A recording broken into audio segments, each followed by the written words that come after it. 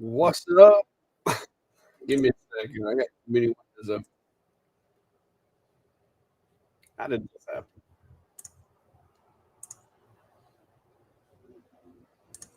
Uh, Stand by. Something that done screw. Okay.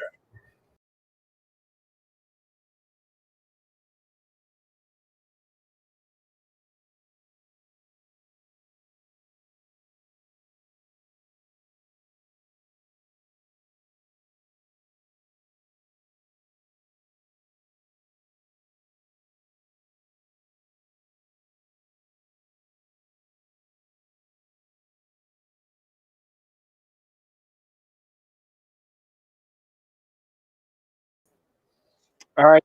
Close the wrong one. I need to close that one, not this one. Whew. Guys, it's gonna be one of them days, but I managed to get it maneuvered without hanging up on all you guys. So that was the goal. I didn't realize I already had StreamYard open. And so I opened another instance, and yeah, it's a big mess. But anyway, if y'all haven't, guys, I've been watching my friend May May's live over here on the other screen.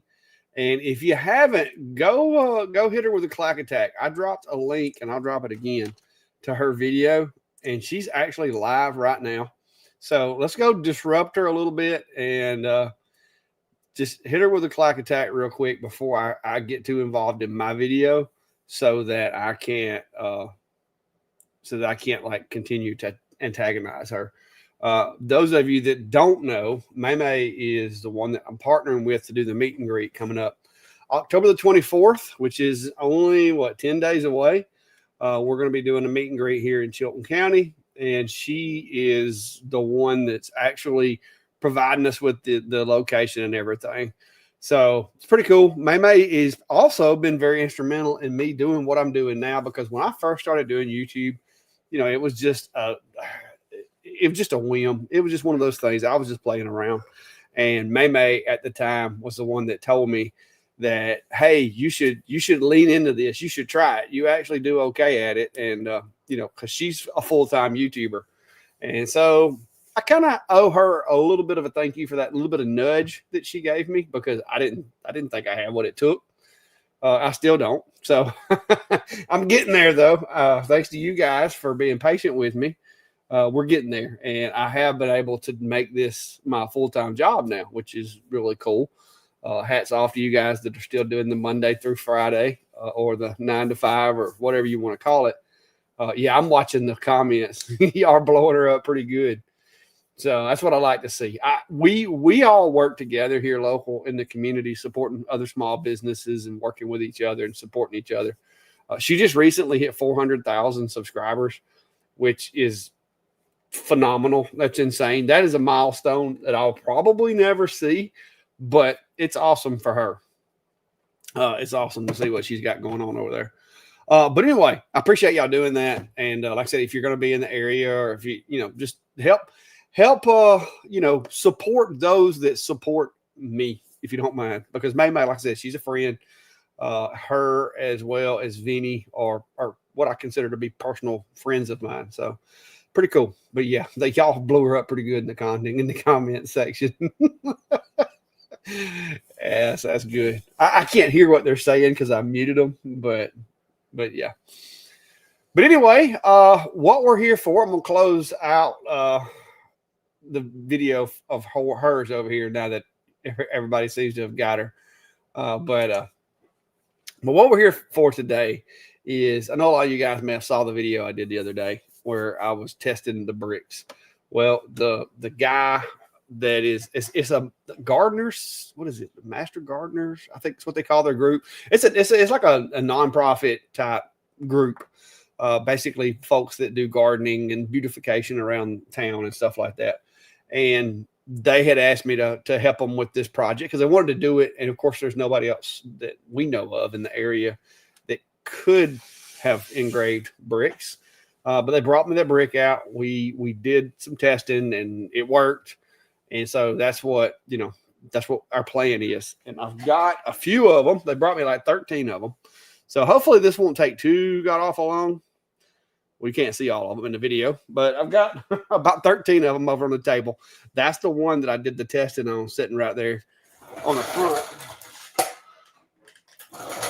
And so what I did is I found settings that allow me to more or less melt the brick, and it turns it into this like glass substance. I'm guessing you just call it glass because it's technically sand that has been melted, which by definition is glass. And so it's very permanent. I have sanded this with sandpaper. You can feel it. You can shine a light in there. You can take a picture and zoom in. This is turned into basically glass. It's like a glass inlay on that brick, which is pretty cool. They've approved that this will work for the purpose that they're wanting to do it for. And so they brought me over the other bricks, and that's what we're going to do today. And I'm going to kind of use this job to show you a few things about lasers, as well as a few things about using light burn. And I think I forgot. Yep, I did not hook a pedal up to that machine. I've still got the pedal on my other machine. So let me go see if I got my other pedal handy. I know I got two of them. I got one hooked up to the Omni, and I really don't want to unhook it because I'm always using it.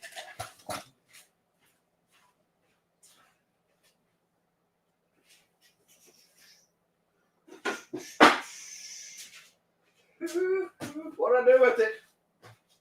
Where did I put it? Here we go. All right. So this is really handy. If you don't have one of these for your machine, especially if you have a fiber, these are really handy.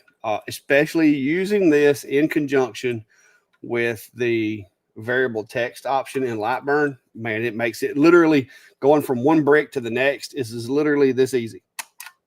And then you go to the next brick, the next brick.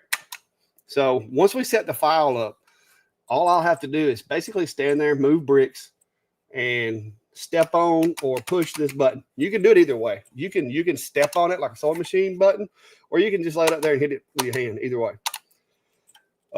The one thing that I will say, so far, I think every machine that I've had a connector for it, is you have to have a connection point for this thing. And basically, it's just 2 pins. And I'm going to show you in Lightburn where this needs to be turned on. It should be already turned on my machine, but we'll go over where it's at just in case.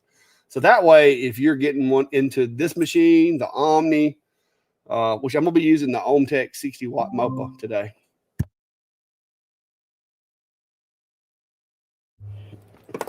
All right. Hang on just a second. Let me peek and see who that is. Perimeter.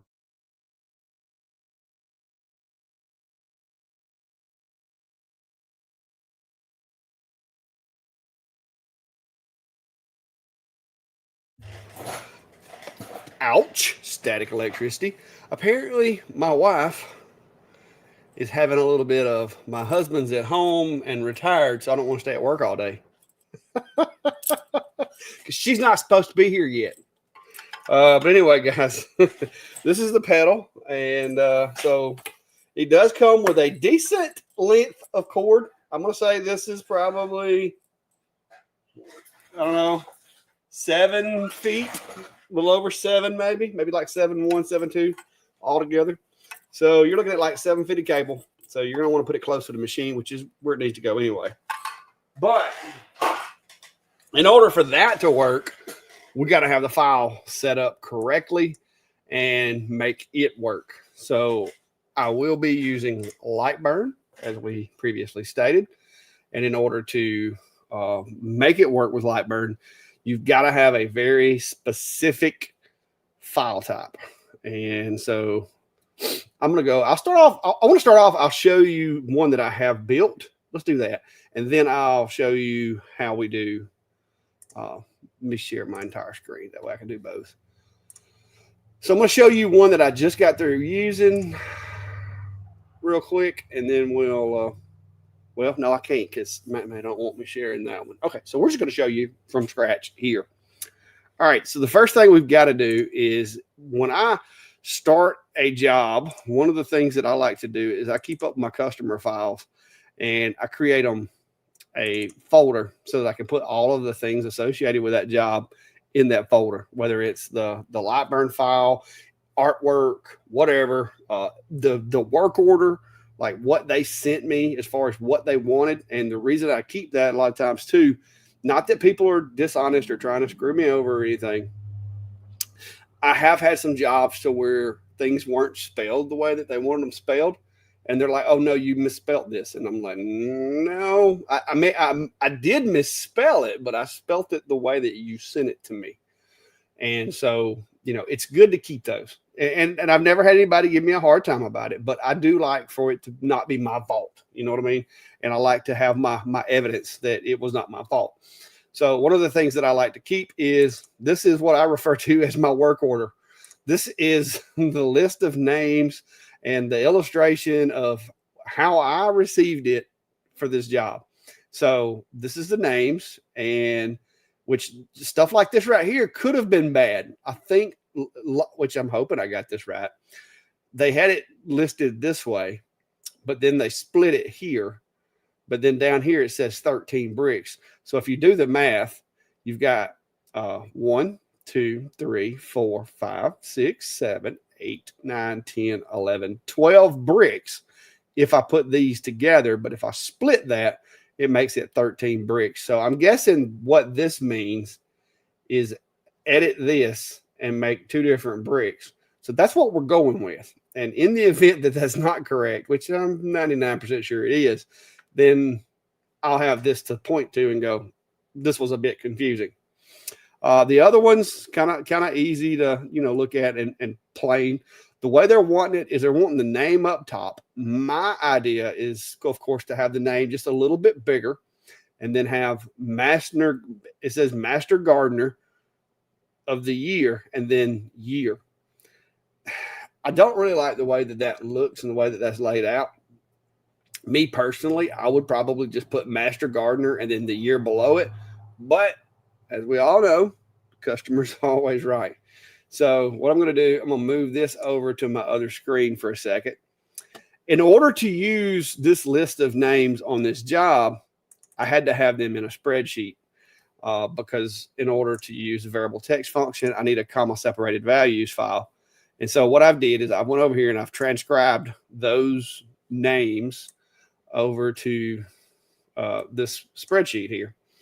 And let me see if I can resize this enough to where we can still see it. Yeah, there we go. So, and you can kind of help me look at this. So I've got Trisha, and like I said, I'm trying to get my spelling right. I'm separating it by year. One thing that you do want to do when you're creating this spreadsheet for using variable text is you're going to want each, like if the text is going to be in a different location, create yourself a different box, so to speak. So you're going to want, like, from here, you're going to want it, you're going to want it into a different column, I guess would be the correct term. So I went ahead and transcribed all of these with all the dates all the way down through here. And I've got them from what I can tell. And I'm literally doing this as we go. So I'm actually going back and verifying that I spelt these right one more time before we burn them.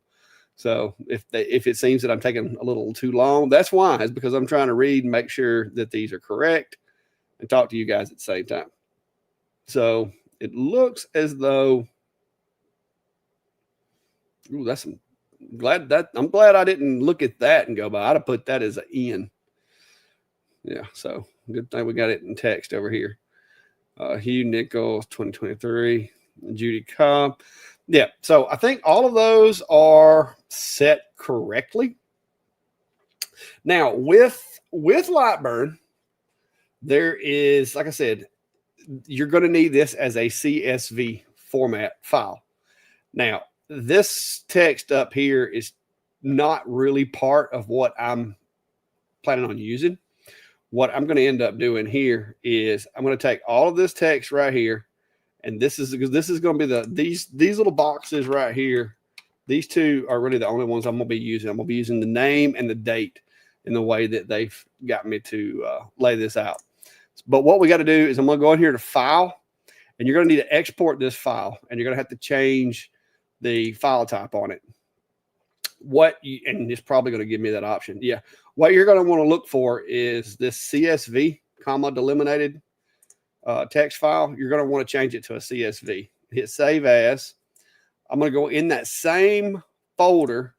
I'm going to call it List CSV, which is going to be a .csv, but depending on how you have your computer set up, you may or may not be able to see the file extension. So by putting that CSV on there, if I go to open it to edit it or whatever, it just lets me know that that is my CSV file also.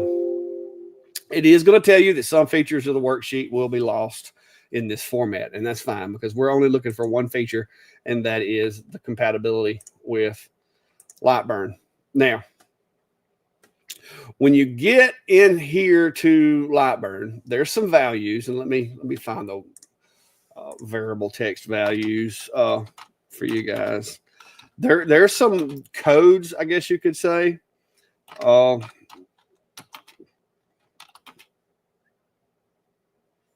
And you're going to need to use those codes when building out the file. So I'll give you, also put like a link right here to copy. And if I can, well, I got too many. I need one more screen is what I need.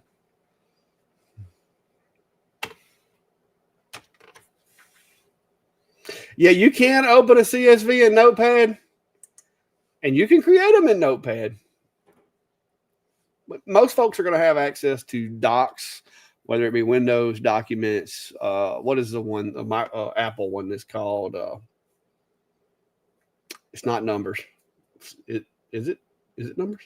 Anyway, there's several different programs that can create a CSV, but you got to have it in a CSV for Lightburn, unless they've added some functionality that I haven't heard of. And like I said, there may be things changed with all these updates that they keep throwing out, because I'm still running. If you look, I am still running currently. I'm running 2.0.03 because I'm not a beta tester for Lightburn. I don't want to be beta testing it on this machine. If I'm going to test the software on a machine, it's not going to be my workhorse. It'll be somewhere else. So what we're going to do is we're going to come in here and I'm going to create some text. And I know %0 should give me, first of all, let's go to our material library and cuts and layers. And before I do anything, because I will forget, I'm going to go ahead and go to my black crystal engrave for bricks, and I'm going to assign that in case it isn't already. All right. So when you click on this, you're going to go up and you'll see here where it says it's got your font and all of that. They pretty much want a standard Arial font. Nothing, because this is a brick, we don't want to go too thin. So they just want a standard font, which is, I'm going to stick with Arial. That's what I've been using for my testing. It seems to work pretty well. You are going to have to change it over here to merge CSV.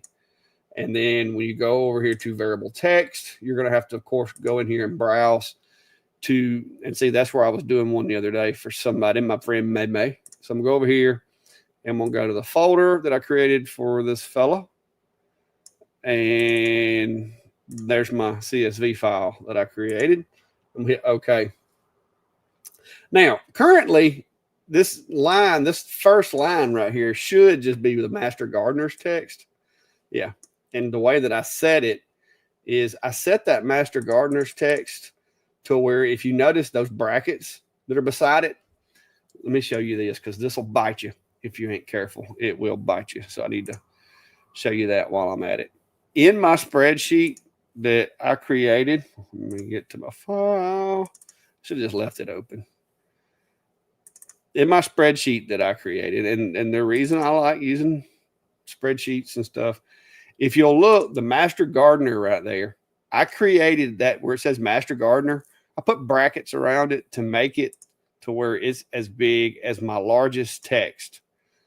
And the reason that I do that, and this is something that I started doing after playing around with a bunch of these different things, is you want whatever your test text is for designing your file, you want it as big, if not a little bit bigger than the largest text in your range.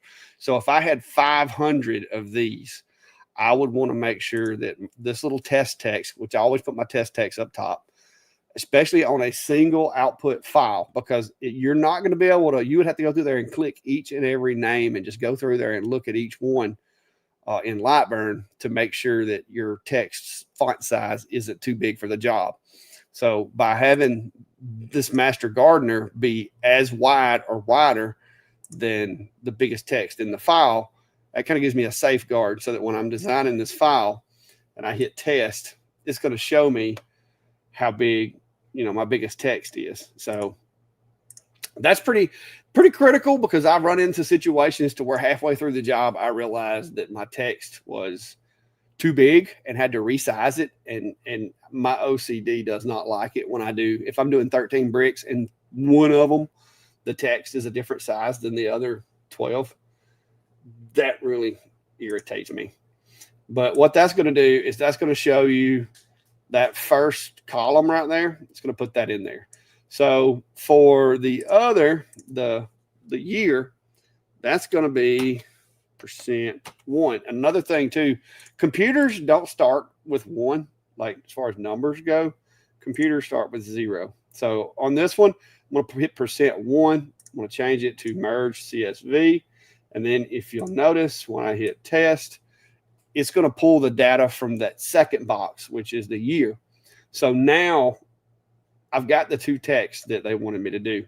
If you guys remember, this was my work order right here. They wanted name, Master Gardener of the year, and then the year. So I'm going to lay this out. And the way that I'm going to lay this out is I'm going to take name, and then I'm going to put some static text in here. So this is text that is not going to change. Master, this word gets me, gardener of the year, which is a mouthful. So what I'm going to do is I got to get this down to where, see, I don't like putting all of this on one line. That's going to make that awfully small text. We're going to have to use a practice brick to look at this, because I'm not digging that. So let me do it this way. Let me try to make it as big as I can and utilize my entire work area without going outside, because this is going to be static text. This is not, the size of this is not changing. And technically, if I wanted to make the text a little more dominant, I could stretch it just a little, like right there. Yeah, so that works. And if I want to go a step further, I could even convert this over to a path. And now, instead of a text, it's actually just a path. Then I can group everything together. And now it's an object. And the software is going to look at it as an object rather than as a text. So if I go in like right here and right here, move this stuff together. Let me measure my brick, and I can create me a square. You need something? Mm-hmm. 9 inch tall. So my brick itself, and I'll go ahead and put the fill line in there, is 90. You're home early. Is 90 by 200. So let me throw that in there. Brandy, you want to say hi? Brandy's home early. She's playing hooky from school. No, if she works for you, disregard the fact that you've seen her. Not playing hooky. I told Emily I'd give her a driving lesson, but she hasn't gotten into cleaning her room, and I'm not going to stop that. I was going to say, don't stop the kid from cleaning her room, please. I'm not. So I'm going to let her continue that, and you can do that tomorrow. All right.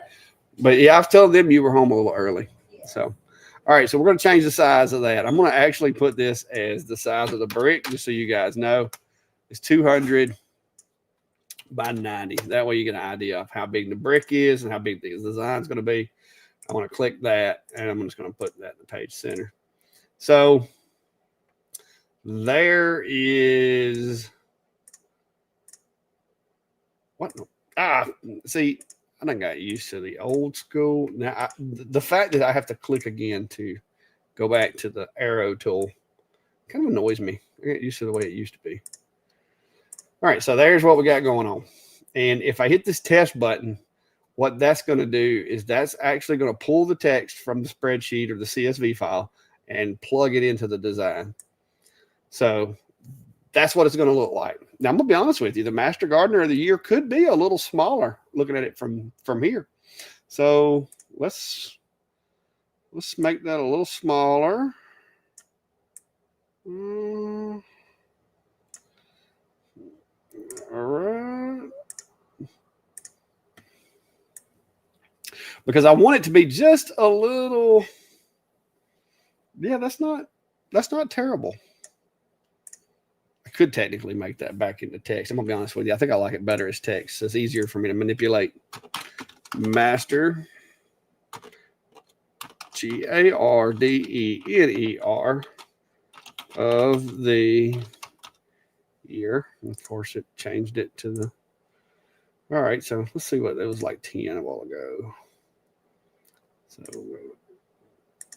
10, 7.5. I think 7.5 is going to be a bit much. Let's go 8.5. All right, so test it. All right, this text, I think I want it to come up a little higher. And this one come down a little lower.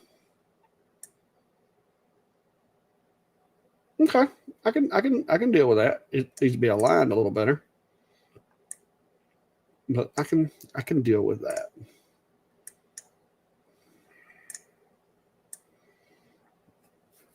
Yeah, I think that's going to work out because I don't want to go too small with them. I don't go too thin. So I think that looks good. I've got that set in there. Of course, this tool line is just a tool line. It may make me take that out of there though, or it may just ignore it. We'll see. We'll see what it does. All right, so I've got that in there. Now, if you want to see what the first one's going to look like, I can right click and go to preview, and it's going to show you. That's the first engrave. Now, because I know I put that, well, my preview's on the other screen. You guys can't see it. There it is. Because I do know that I put that space in my spreadsheet when I built it. So I put these up here at the first and second blocks. So I'm going to have to fast forward up and go to the next couple of lines to be able to actually see a name. So I'm going to go ahead and change the current, and then I'm going to hit test. So that should be my first one, Trisha Williams. If you look on here, it's the first one, Trisha Williams. So now every time I hit go, it's going to advance to the next one. All right, so that's got us working. I still think that needs to come down just a fuzz. I could bold that name. See what happens. I like the bold. I like the bold. All right, so now what we need to do is get the pedal up and working. So let me get the pedal and get it over here, and I'm going to show you how. Let's see if I already got it. Let's see. They moved it to laser tools, settings, ports. Where's it at? Where's it at? Where's it at? Where's it at? Where's it at? Let me just go plug it up.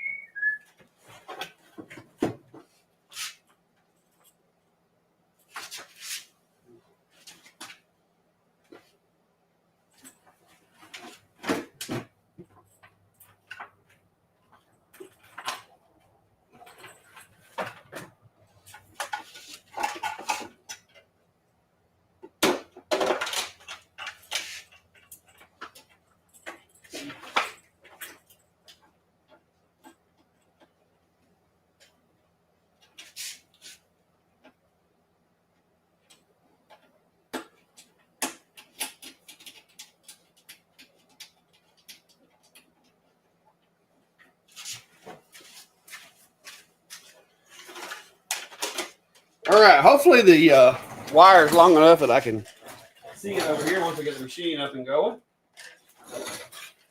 So I'm going to get the machine connected. I'm going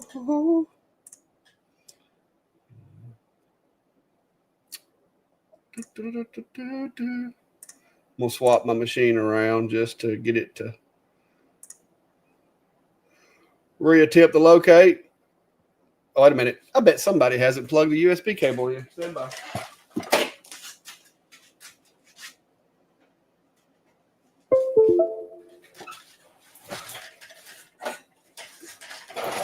That's the problem with testing all these machines.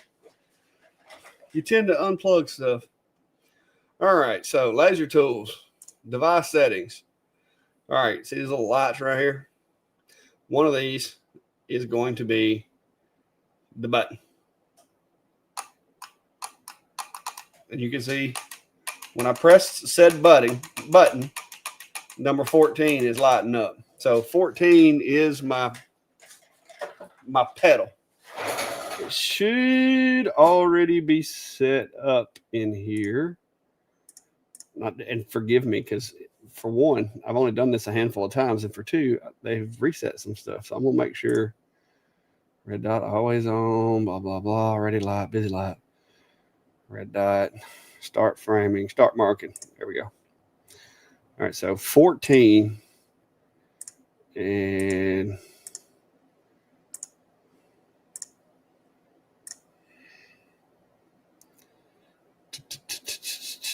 that should do me. All right, so that should send the signal to the machine to engrave. Let me put something under it in the form of a brick. So, wait a minute, I can add another camera since Steve's not here today. Hey, look at that. Never mind. No, I can't. It won't let me add another camera. Stand by. Let me swap it this way. There we go. All right, so I have a test brick.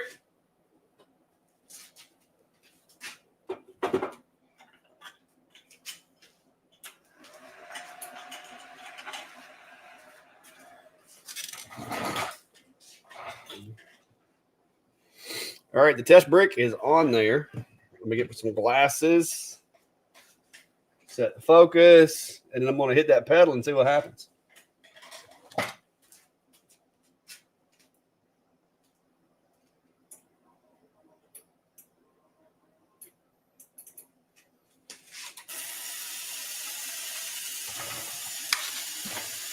All right, turn some exhaust on.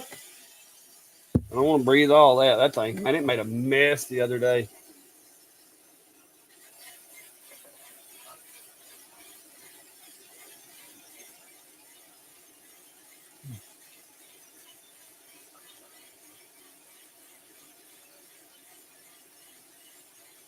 Camera's not wanting to focus.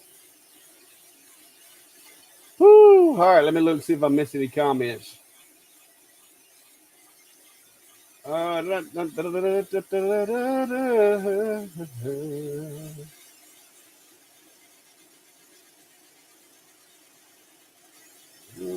Let's see here.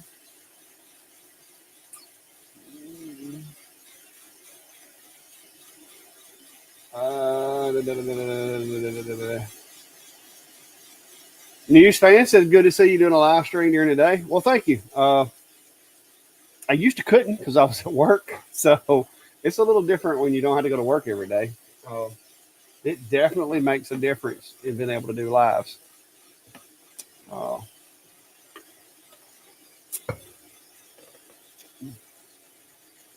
wish the camera wasn't as fuzzy. Let me go see if I can put my hand in front of it and get to refocus.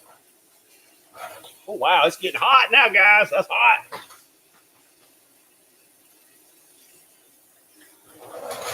I think that kind of fixed it.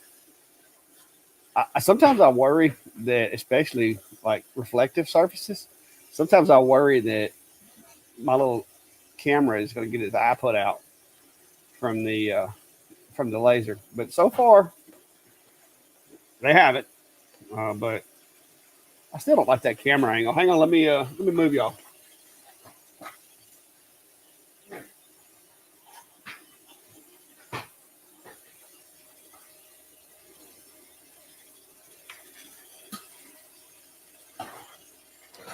I almost need a light over there. I got the lighting set right from my little camera over here, but it ain't doing too good for that one over there. You can see it's getting hot.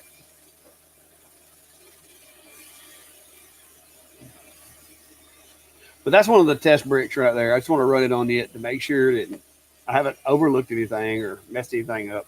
Not that bricks are terribly expensive, but that one's already got test all over it and everything. So it's not going to hurt anything for me to run it again and just see. This one's going to end up like being used to keep a trailer from moving. How many passes have I got that set at? Oh, it's a 45 rotate, so it's probably gonna run at least 4.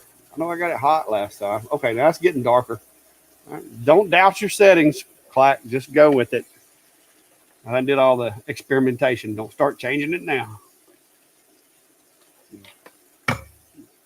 Sometimes I have to talk to myself when I want to talk to somebody that's got sense.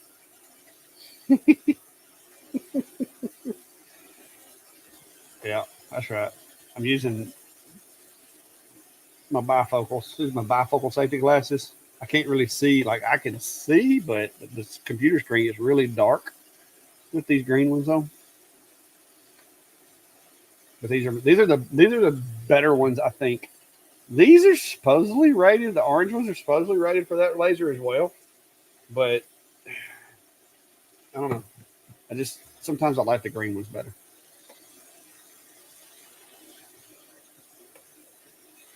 These, if you put these on, the thing about it is like nothing looks orange anymore. So, well, hopefully my eyes won't be going anywhere there, Steve. But when I'm using that thing, I tend to wear these a lot. Oh, goodness. How many passes do we got it set to? Oh, I know why my extra camera is not wanting to work. Because my StreamYard's got it. That's why. It won't let it connect to it. Duh. I guess I could set it to disconnect when not in use, and that would allow it, but then it would mess me up when I try to go back and use it. So, yeah, this is going to take a minute if they all going to take this long. Whew. Maybe we should have rethought our settings.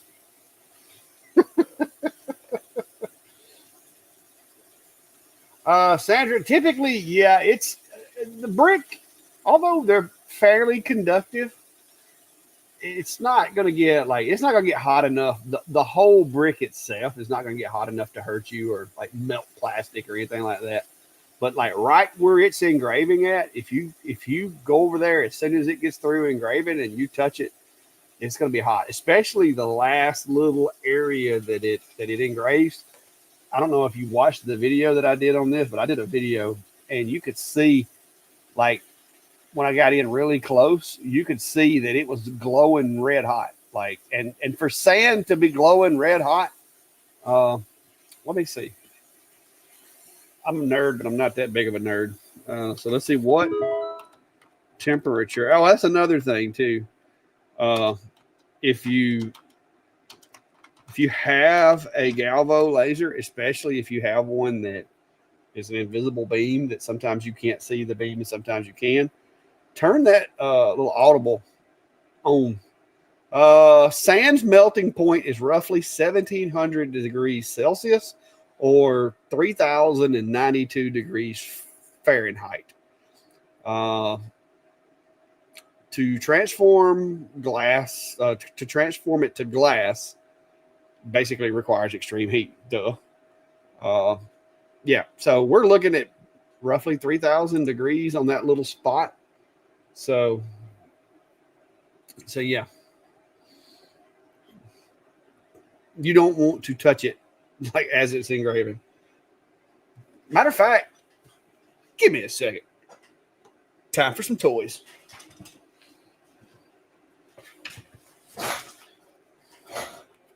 This, ladies and gentlemen,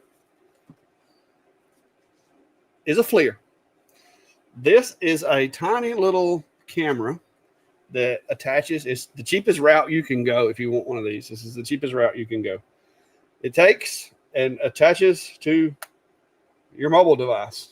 All right, this is last year's phone that I keep in the shop just to like do B-roll and stuff with. And so I have this FLIR app on it for this little camera right here. And so what does is you plug the camera in, turn the camera on, hope that you charged it last time you used it. Let's see here. Yeah, it's showing it's powered on. It's going to take it a second. It takes a minute to connect. So now, I don't know if you guys can see this. Now we can see heat sources. So yeah, you can see up there. You can like see where the boards are in the ceiling. You can see where my crappy insulation jobs are. The lights. Like, you can see all kinds of cool stuff. Like, hang on. There you go. So we will use this on the next engrave. Look at that. Look at that right there. Woo! Yeah. Apparently, the insulative properties of a beard and mustache are pretty good. So we'll use this on the next burn, and just I'll record it and see if I can see if it'll tell me what the temperature is in that little spot. It's kind of this is not top of the line equipment here, guys. This is literally like $150 on Amazon, but it serves the purpose for what I needed it for, and so therefore we have it. All right. So let me shake the brick.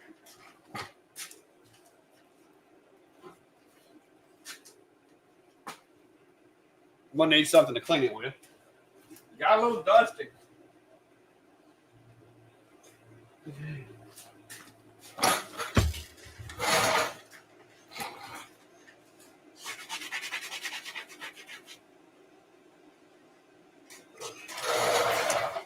Some of it didn't exactly turn black. It turned more of a gray. What's up with that? So, I mean, it's in there, but I see this is gonna be fun. Am I gonna have to run these things like several passes, or did I run it too many passes? This is the question. Was it? Let me clean it again. Actually, let me blow it off with a hose.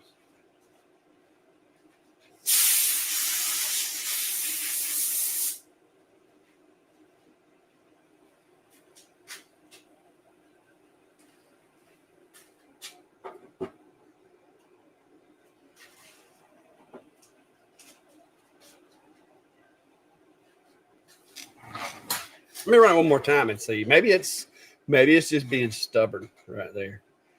Put it back in there. Maybe it lined up perfectly. We'll see.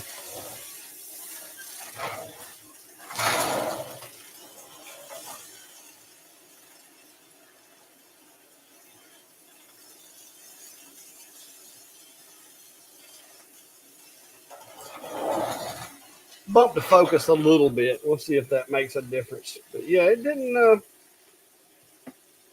the way I wanted it to. What's up with that? Let me see if I get a picture reading.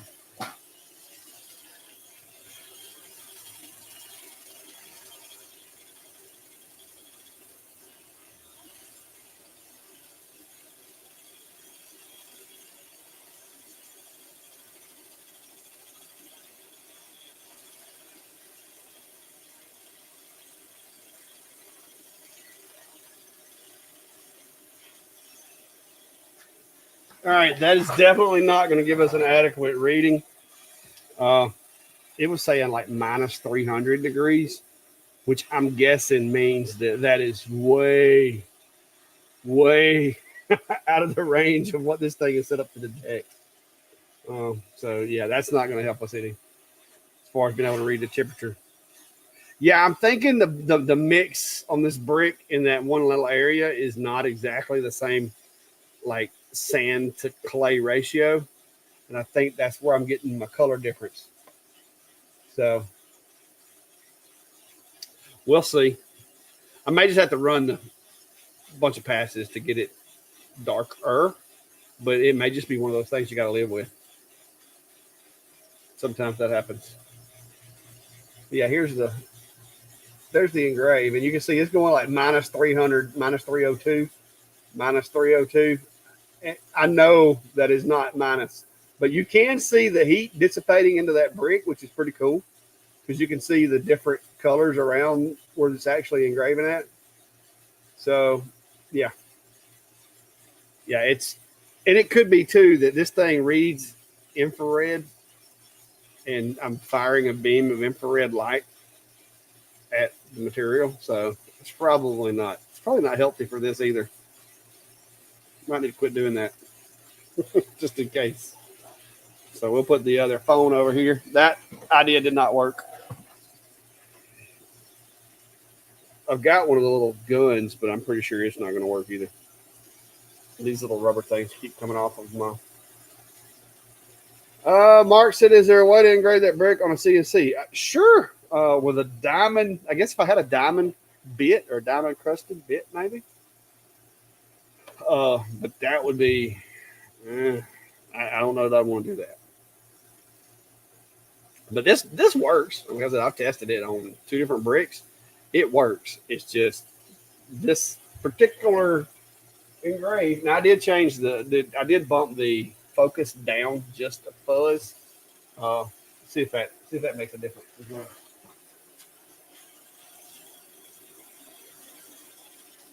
But I mean, to be honest with you, I priced them decent. That even if it takes a few minutes, I'm not going to be upset about it.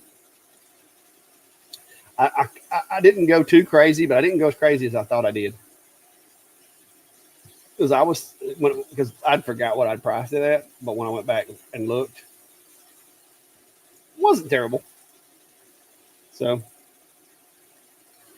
it's one of those times where I was thankful that I didn't because I have a tendency, especially when it's an organization that's not necessarily a for-profit, I have a tendency to go really, really cheap. And a lot of times that's because I want the marketing ability of the group to help me market my business. And sometimes I'll just forego making a lot of profit off of a job and just go for the advertising aspect of it. And then sometimes the advertising aspect doesn't work out. So it's best to not cut yourself too deep when you're trying to partner with people and, help them out so that they help you out. Don't cut yourself too deep. It's okay to give them a little bit of a break, but I've cut myself too deep a few times.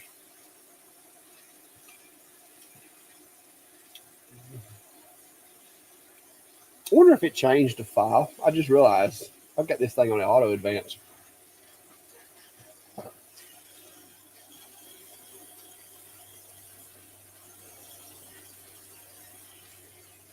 We'll know in a minute. It didn't show it on the preview. On the preview, it was showing the one that I had up there.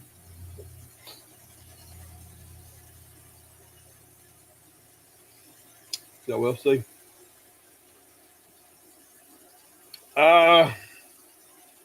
Oh, Steve, you still at work, man? My bad.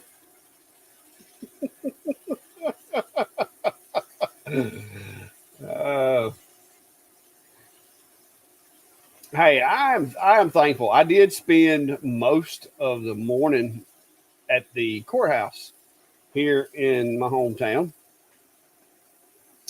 I did find something very interesting, which is I had never paid attention to the. Let me go check, see if that's the same. See if it's the same pet. Yeah. Yeah, it advanced. It did advance. I just wasn't paying attention.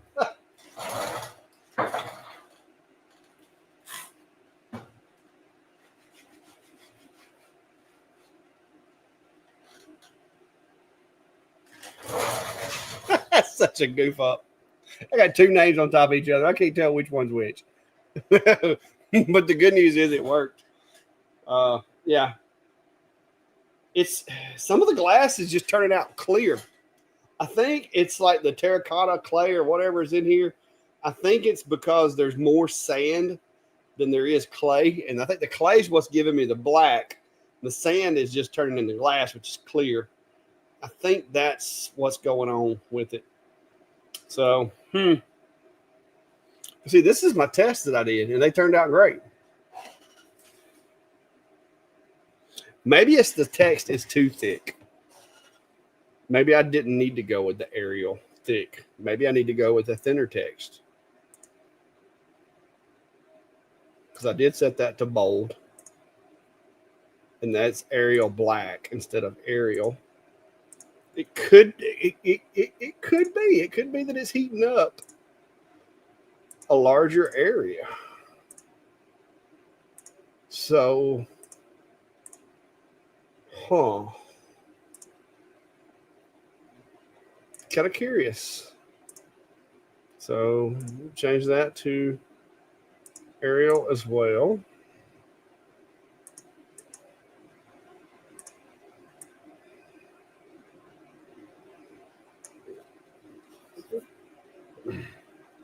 Yeah, there's some heat in that brick. Yeah, it's pretty warm. It's not like gonna burn you, but you don't want to hold your hand on there too long. So yeah, that's definitely getting hot. Yeah, I think that's gonna be. I'm gonna have to go. Let me put this on there. I think I'm gonna run. Where's my other one? I had another one. Where's the Clack Shack brick at? Stand by. We'll do a different brick. I'm going to run that thinner text. I think that thinner text may actually help.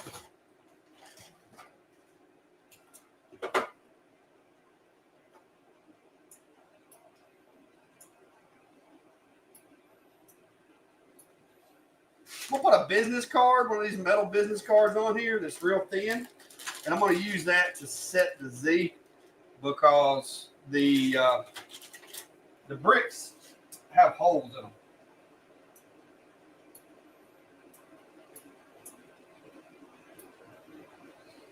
I guess I could just use the autofocus.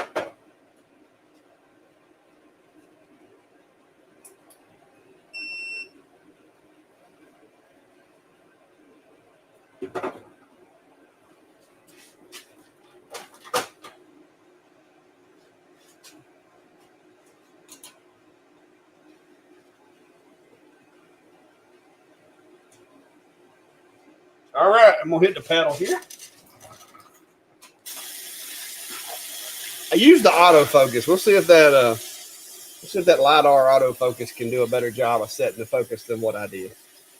Maybe it can.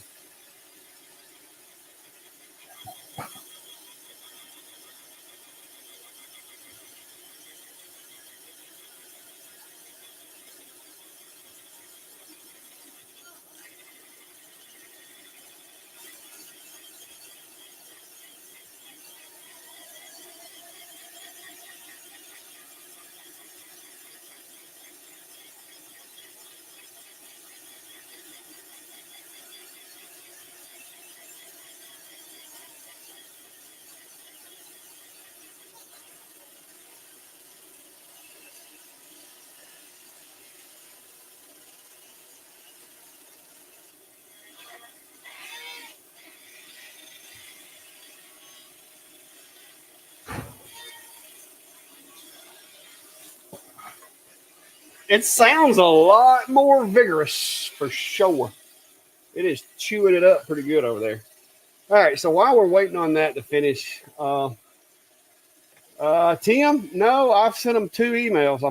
I'm starting to get a little irritated with the crystals getting here. I sent them an email, and it was during their holiday, and I sent them another one the other day.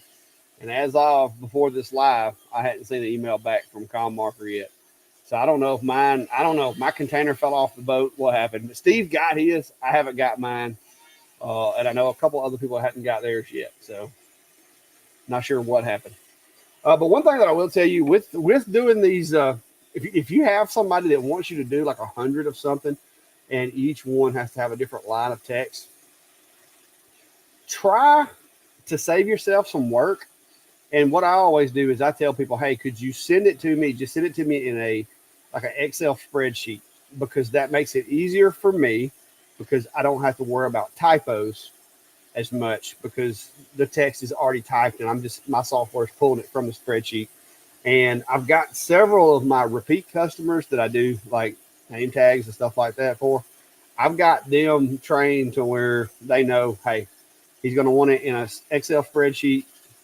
And so they'll do it like in numbers or spreadsheet or whatever, and just export it to me as either a spreadsheet, or if they can't do that, if they can just export it to a CSV, which is the comma separated values format, then I can use it from there. But I like it in a spreadsheet, because then I can manipulate it a little better. And I have Excel on all my computers. If you don't have Excel, there's other free softwares that can do the same thing.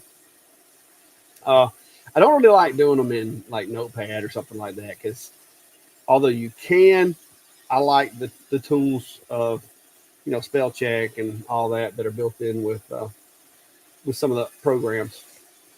But yeah, that's the way to do it. If you can get them to send it to you in a format that is, easily transferred to the CSV format, that's the way to go. And if you have like PDF where you can transfer files, I probably have that where I can, but I prefer them just send them to me in an Excel spreadsheet or numbers format. Let's see what it looks like this go around.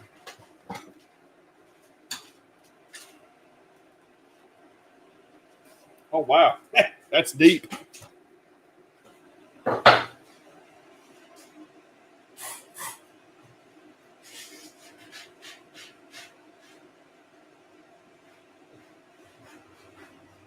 Let me see if I can. Yeah, I mean it's in there, but it is doing doing a lot more gray than it was. So let me see if I can take the sander and if that gray is just staining.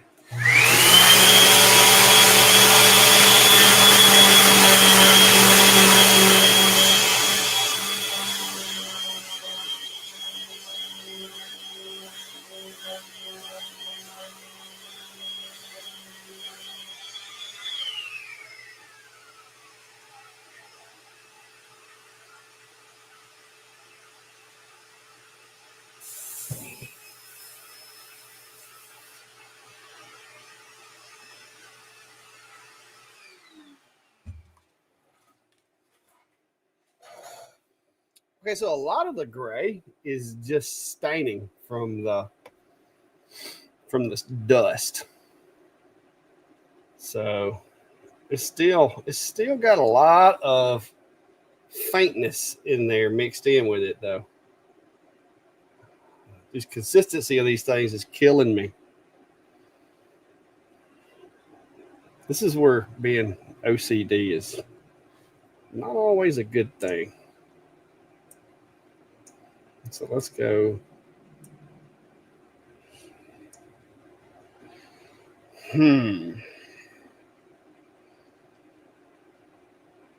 Just not sure what the correct answer for this is. Let's see if I can make sure I got the right file on there and run this one more pass and see if it changes anything. If it does, then maybe I just need to run it extra passes. But I'm going to make sure this time that it's the same name. Oh. Thanks, Daddy.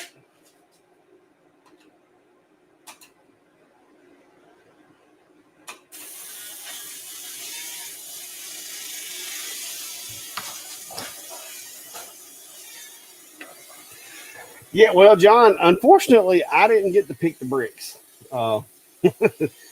And I'm not even 100% sure that these bricks are from the same lot as the bricks that I was brought in for testing. You know what I mean? I mean, that's one downside to doing stuff like this for people, is when they bring you the bricks, I don't know. These bricks could have been made 100 years apart. I have no way of knowing when they were made, as far as batches and all that. So I just do the best I can with what I got. Hopefully it works out. Yeah, these I think are more of like construction grade bricks. Now it's getting it in there, but it's just not contrasting. But what I'm thinking is maybe even if it doesn't contrast, if I can get it to get in there deep enough, which some of it is, some of it's contrasting really well. But we'll see. I mean, if I do a few of them and they don't pan out, then we'll go from there. It was an interesting project anyway, but they were looking really nice. Like the way that these others test bricks look, they look really cool. Now, y'all go on make fun of me. I misspelled Gardner on that one when I first did it, but that's what one of the first ones. It's what it looked like. And then you can see my test I did on this one.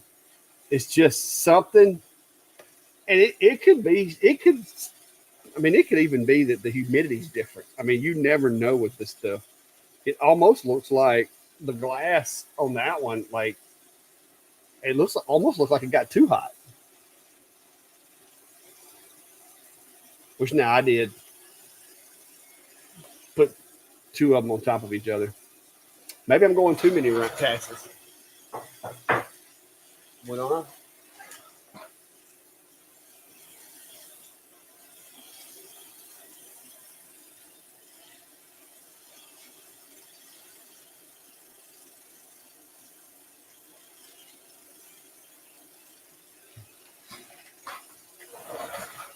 We will see. We will see, guys.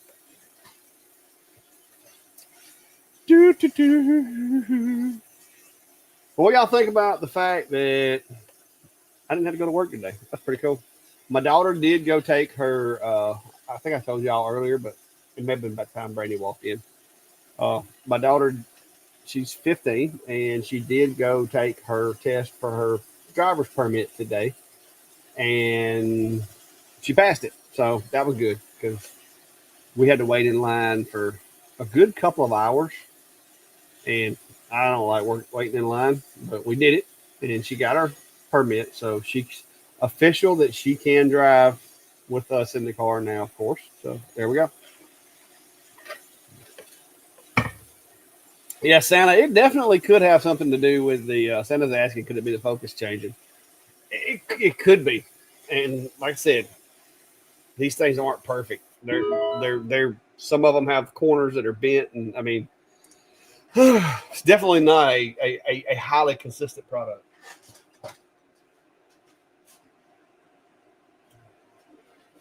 I think that's what we're going to get, though. I don't think we're going to be able to do much different than what we're getting.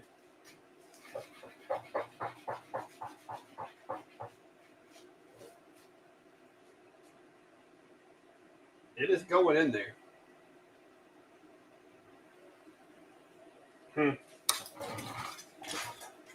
Like it's engraving them. Like it is in there, but it's not getting the black that it did the other day for some reason.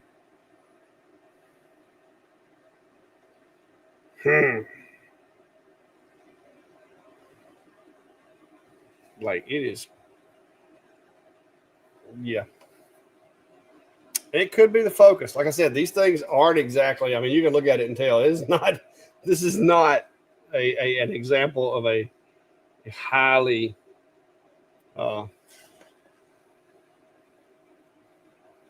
consistent product for sure. Ooh, that was hot. Now that one was a little warm.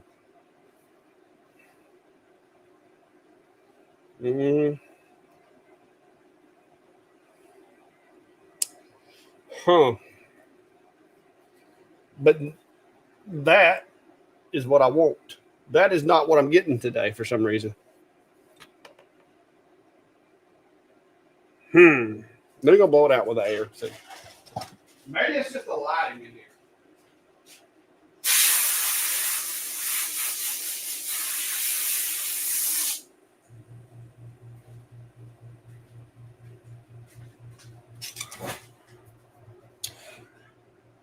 I mean, it's not terrible, but it is not the dark black that I've been getting.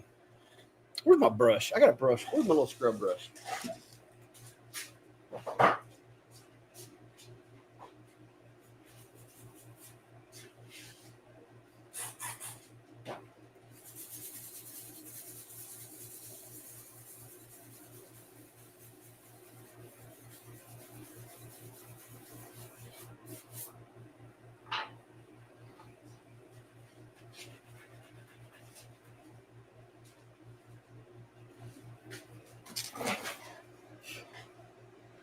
Yeah, it's getting more of a gray finish today. But it's in there. Like it is recessed in there.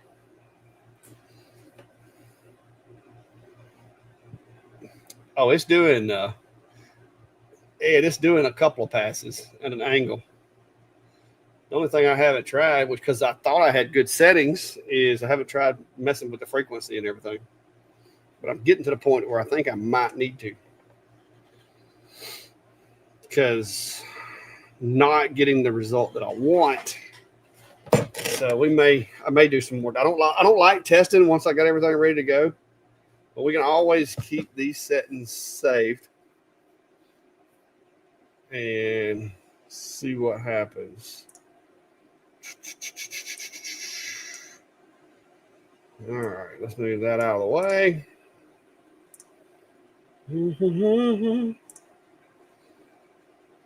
All right, so let me get this over here.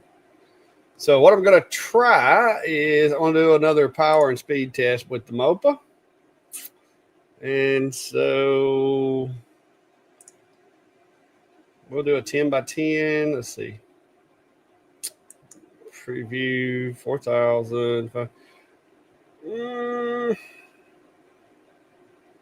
100 frequency to 400 frequency. Let's change that to 5 by 5. 4,000. We'll change that to, let's say, 1,500.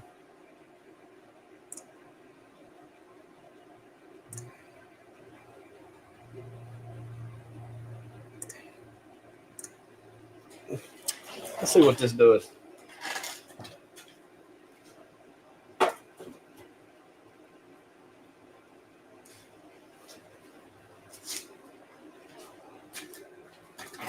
Oh, I'm going to need to change that Y center just a little bit. Let's move that up to 40. See how that works out.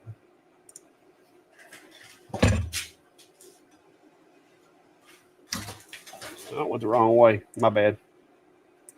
So they go 60.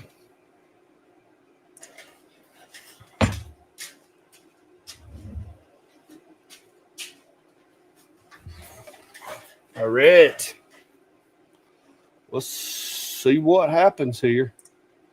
We'll try it and see if I can get any better look.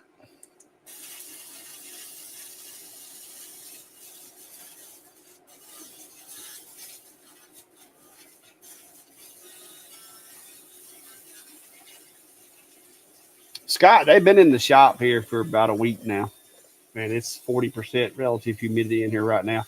I think they'd be fine this week outside because it has been unusually dry here for about the past month. I don't think we've had rain in a month or so. Well, that's way too fast. Now we're starting to get down to the right speed.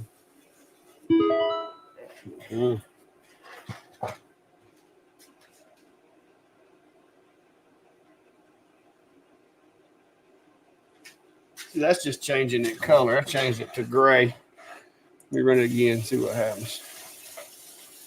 Well, you can actually see the beam. That's pretty cool.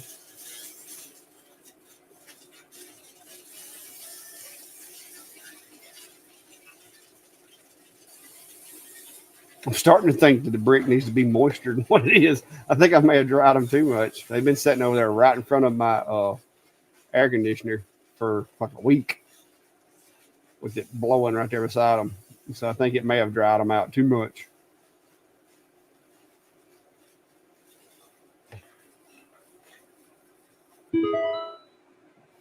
All right, I think the cue pulse is wrong.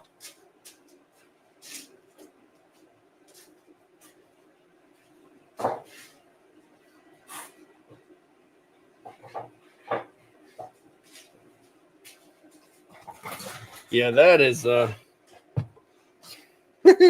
gonna have to get my cue pulse right because that cue pulse is just changing the color of the brick. It's not melting it like I want it to. The settings that I've got may be what I end up having to go with, but let me see what. So that frequency was 100 to 400. Let me make sure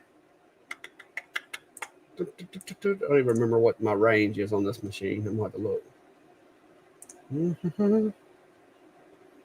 So this one's running a Q pulse of 500, frequency of 4,000. Okay, yeah, that's probably why. Let me see. Where's my list on this machine?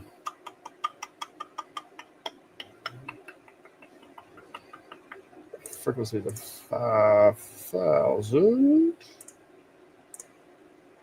So.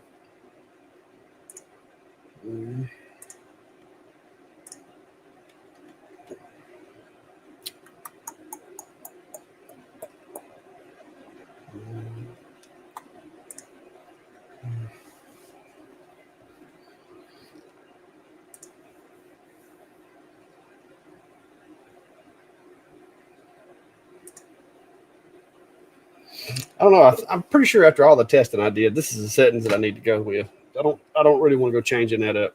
But it's starting to look darker now that it's been setting for a minute. What kind of weird sorcery is that? Now it's black. Huh. Yeah, I'm gonna be honest with you. I think that I think that may just be the dust.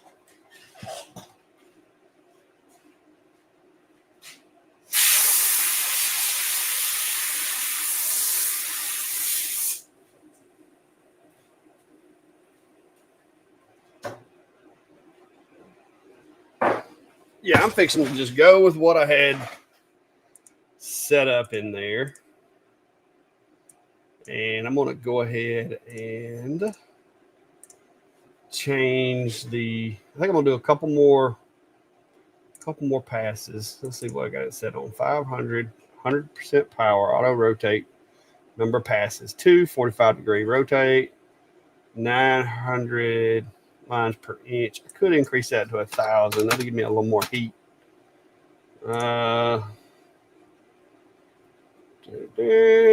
Number of passes 2, speed 500.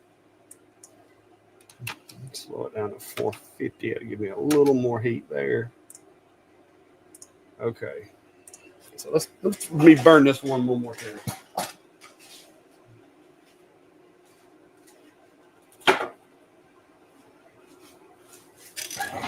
I think it's just going to be the bricks are just going to be totally inconsistent.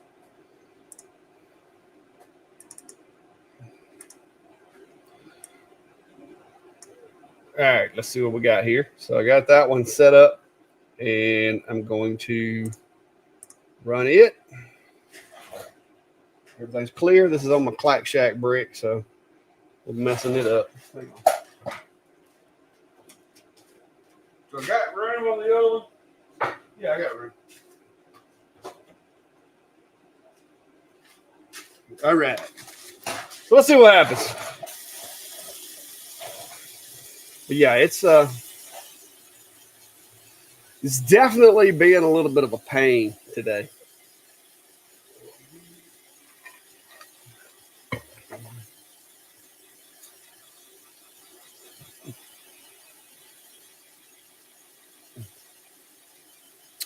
Yes. It's giving it a hard time there for sure. Ed says, have you tried doing a second pass of slower feed with less power? Yeah, I mean, I did some testing the other day. Hobo does that when making plaques. I didn't know Hobo had a MOPA or a fiber, for that matter.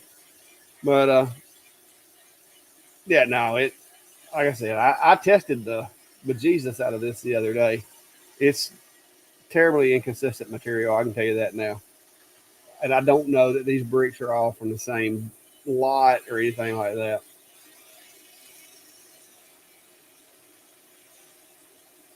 Yeah, I think I'm gonna be honest with you, William. I'm thinking that's what's going on. Is it's as it cools off, it's getting darker because it seriously it's darker now than what it was earlier. So, I mean, y'all saw it earlier. It was like gray looking earlier. So I think I'm just going to rock it and go with it from there and see what happens. I don't know if there's some kind of weird chemical, physical reaction taking place inside that or what, but I mean, it looks pretty decent. Worst case, it's bricks. If I don't like it, they can flip it over that way. And the other side will be clean. But yeah, I think it's going to be fine. I mean, I did set this one up to run a little hotter to give me a little more black, thinking that maybe like running the higher LPI with a little more overlap, that's going to put a little more heat in that cut. And so I think the LPI may make a big difference in the amount of black, because I think I'm wanting to say that glass it kind of mixing and pooling around with the clay in there is what's causing the black. Because I do know on terracotta pots they turn black when you engrave them, and I think this clay is very similar. So we'll see what happens.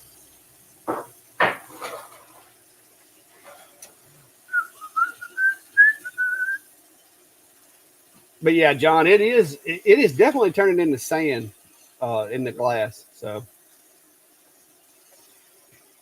yeah, no, I would not spray it with water. You don't want to cool them off too quick. They do get a little hot.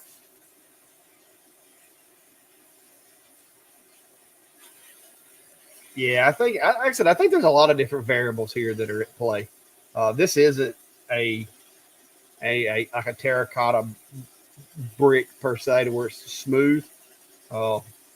And I could probably set the pulse and the frequency to where it would just like engrave into the brick and not change the brick's color, and then you could put paint in there. But the problem with these is the bricks are so porous. If I did, let's say I did try to put black paint or something inside the engrave and engrave it, well then, what it's going to get everywhere. The only thing, do I have any black powder coat? Stand by.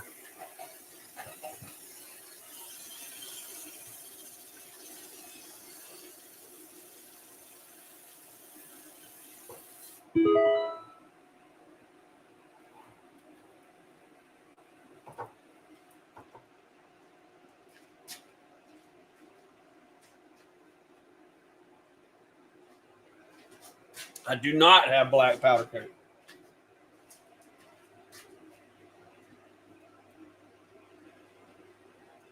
Woo! That got hot. Yeah, it's hot now. That one got warm.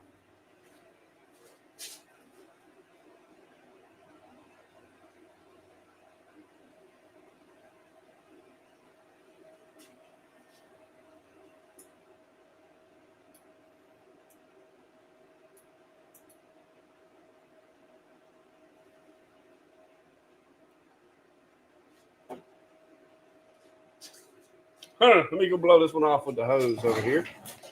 But yeah, it's doing it.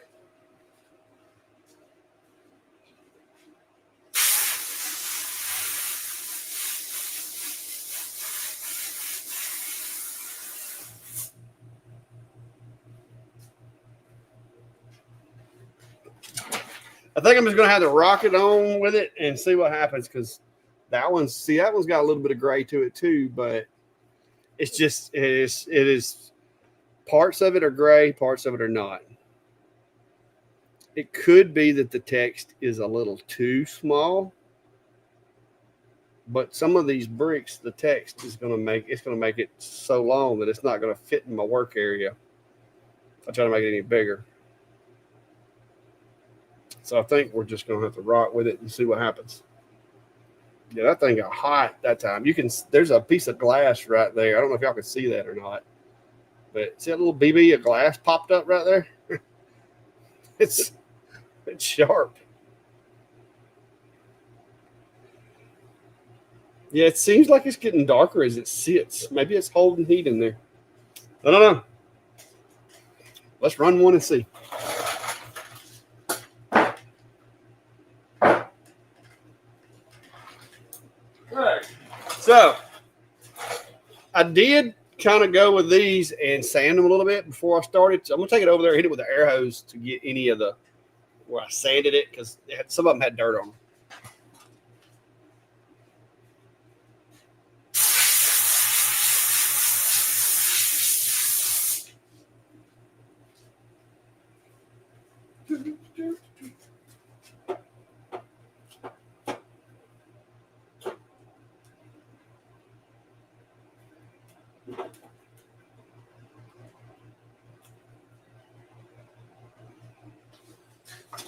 Yeah, that one hardly even fit in the fit in my little jig I built. All right, so 2, 1 is going to be the first one, right? Trish Williams. Let me make sure. I love it when I'm working with, like, let's say metals, like anodized metals and stuff like that. It is so much easier because like it's the same consistent thickness, the same coating typically. Yeah, Trish Williams 2013. So that's going to be the first one. With Trish Williams 2013. So I do like that. Let me see here. Angle increment. Let's change this to 21-degree rotation. 21. Yeah. All right. Yeah, if I find the one to change it to gold, that would be nice. Let's see. So on the screen, let me get the screen back over there. So now I've got it set up. I've got this should be the first one, 2013. Yeah. And so what I want to do, hang on, let me look at this again. Let me be honest with you. I can go bigger with my work area. Why have I not been going bigger with it? That makes no sense. I just realized that.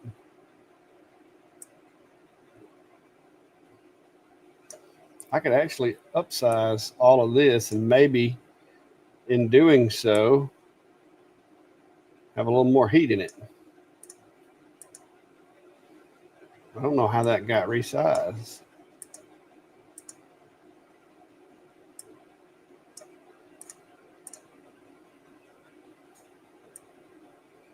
Now that is using every millimeter of my work area right there. So that's the biggest name is going to be as big as that with the brackets around it. So yeah, let's see what it looks like. Frame this up.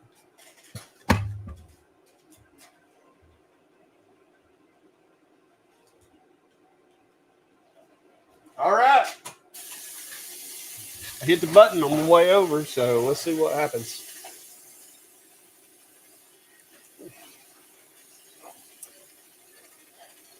So the text was kind of small. I didn't realize that. I don't know if I changed that or what, but I thought I had maximized that text. To be honest with you, that could have been the problem. But the text was just so small that the black wasn't as visible as it needed to be. So we'll see. We'll see what happens with this one. Like I said, it's a brick. They said they had lots of them. If it don't work, I'm just wasted my time, and their bricks are still bricks. Let's do the path with the the engraving down instead of the engraving up. But he said they had plenty of bricks, so hopefully this works. It worked really great on the test samples, but that's the way it usually goes, is when you test something and you think you got it dialed in, and then you go to do the job, and it's like, no, just playing. But that does look better. And it's just the first pass. I really wish I could get that camera to where I could see a little better, but it's looking pretty decent from there. So we'll leave it alone.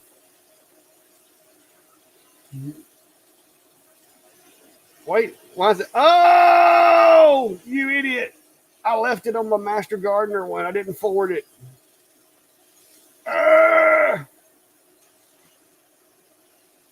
Oh, well. It's going to be a path. There's two sides to the brick. Oh, my gosh. Yeah, see, I put that practice text in there just for framing purposes. And yeah, I forgot to advance it when I got through setting my text up.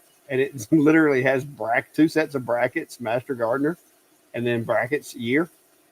So, yeah. Oops. It's going to be the best looking one of them all. Y'all watch. I guarantee you. This is going to be the best one. Why did it go? That doesn't look like 21-degree rotating.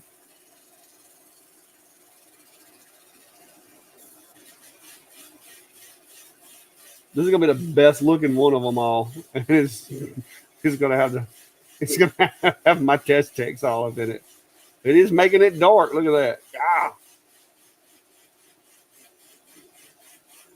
that. So next time you screw up a job and you're like, nobody else does this, then you can tell yourself, no, it happens.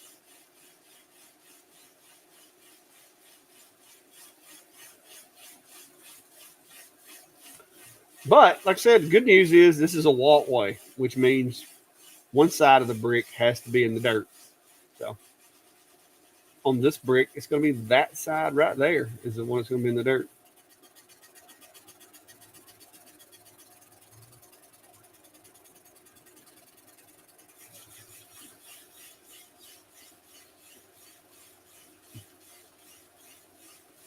That thing's getting hot. You start seeing that purple.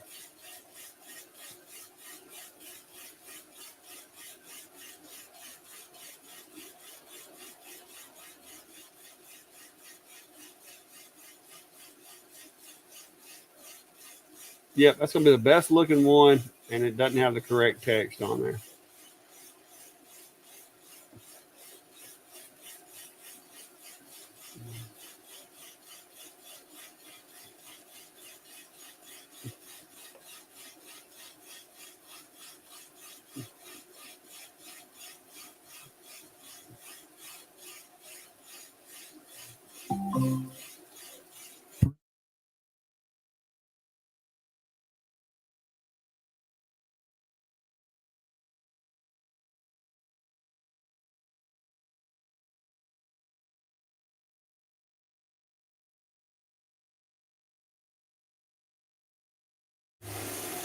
There's a rotation. 21 degrees, I think is what I set it at to get it to where it would kind of offset without being a complete offset. We'll see what that looks like. Yeah, it's going to be the best looking one. Oh, my goodness. Oh, you can't have nothing, guys. Can't have nothing.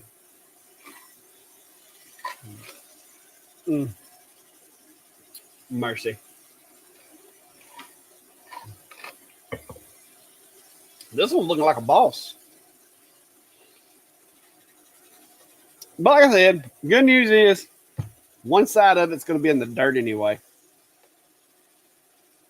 But that is definitely making it pop. I don't know if it was the bigger text or if it was that little bit of change in that offset angle. I don't know what did it, but I can tell right now that one's a lot darker than what the other was.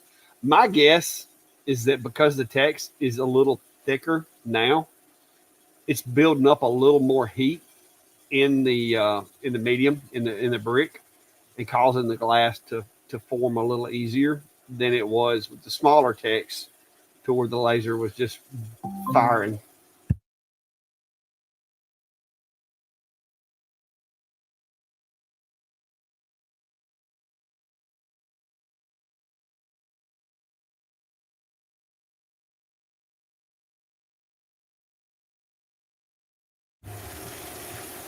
Huh.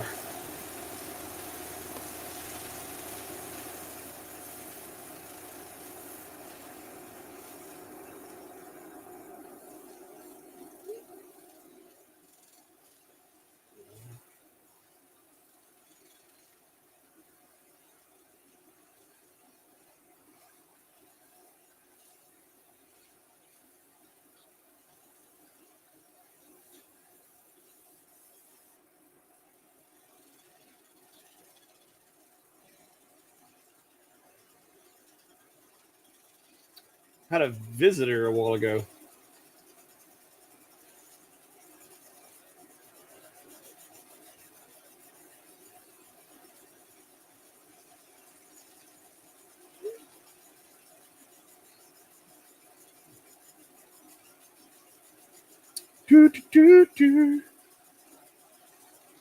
Yeah, Mark or Randall, there's a chance of that, but as long, like I said, as long as me and him talked about it, and there's two sides to the bricks. As long as one side looks good enough to set up, I guess we'll be good. The good news is it looks like the settings have made a difference. So that's makes me feel better.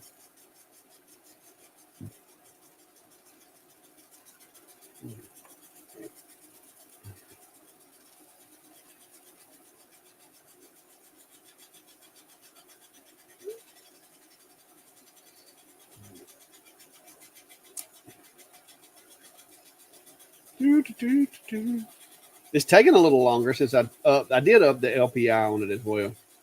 So it's gonna be a combination of all of those things. I think is what has led to the fact that this one looks much better than the other ones.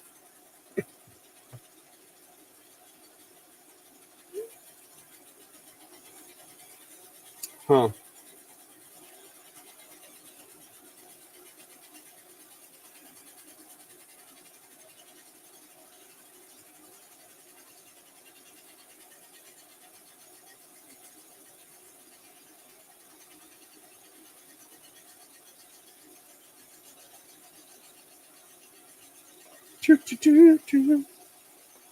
Oh, it's just it's getting darker now. I kind of like having the camera over there to where I can look at it without having to worry about the glasses. If you notice, it's not like it's not sending off as many sparks now. So a lot of times that generally indicates that it's gotten to where it's like either smoothed out all the way down below the focus or whatever. There we go. See how it was red, glowing red for a minute there? Hot.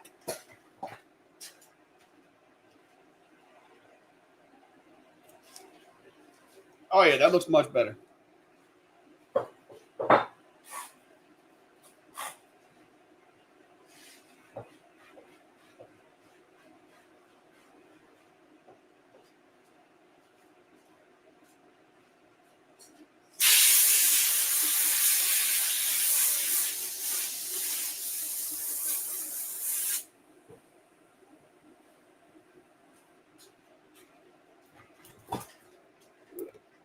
All right. Other than it's my practice text, that actually turned out acceptable. And they do seem to be getting darker with time. So, and you can tell like the focus is a little weird on these bricks. Like the middle of them is a little sunk in, I think, because like this is a lot darker. But yeah, it looks that I can deal with. I can deal with that. So I'm just gonna flip it over. Well, we'll need to clean that up a little bit. So give me a second.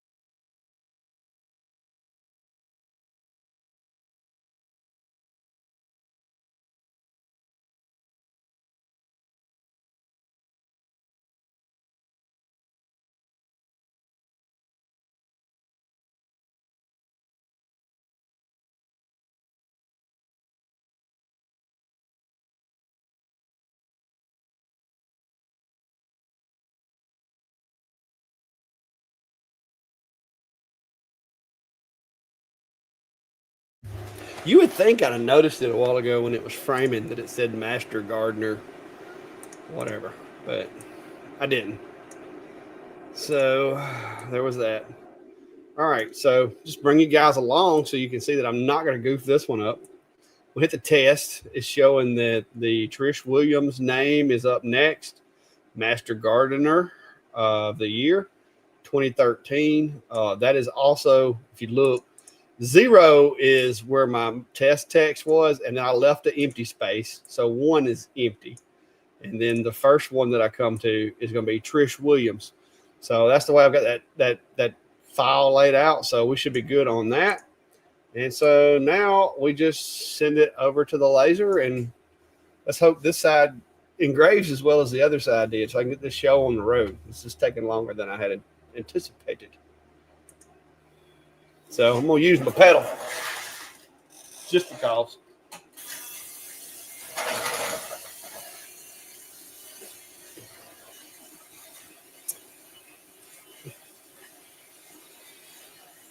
Yeah, there we go. So we'll see how this one does. Hopefully this one will do much better than what they were. But either way, I'm fixing to push on through, and we'll get them done. Like I said, if it doesn't pass, then we'll go from there. But I think this is about as good as we're going to get out of these bricks. Like I said, if they were a little more consistent, maybe. But I don't think these weren't really intended to be laser engraved like we're doing them. So, but the good news is it is kind of it is working. It's just not as working as it's not as dark and as I would like for it to be, I guess is the word. But I mean, I guess we could mask the bricks, then engrave them, then paint them. But my thing with that is the paint is only going to be temporary on a path, especially if that path has, sand and dirt and stuff like that. It's gonna scratch it. Paint's not going to be a long-term solution. So that's why I wanted to go with the discoloration or the formation of the glass inside them. And, with them being in contact with the ground and getting a little wet and getting some dirt down in there, it's probably going to make them even darker, but we'll see. What's up, Cody? How are you, sir? Let's peek in over at it. That dust off that first pass kind of makes it look like it ain't engraving it. But this pass right here will eat that dust off there. You can see it's vaporizing a lot of material. You can see it getting sucked into my vent there. Oh, yeah, look how dark that turned out. Wow, it's impressive. So, but when it's really digging like that, it gets me. It just, like, you can see the dust just roll off of it over into that pipe.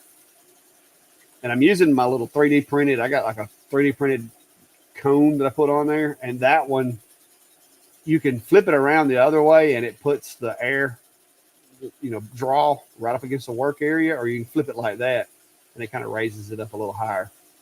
Yeah, it's something to do with those things with that brick going in and out of focus too. As you can see where it's not doing near the damage now as it did that first pass. This may be one of those applications to where having a powered Z and dropping it after each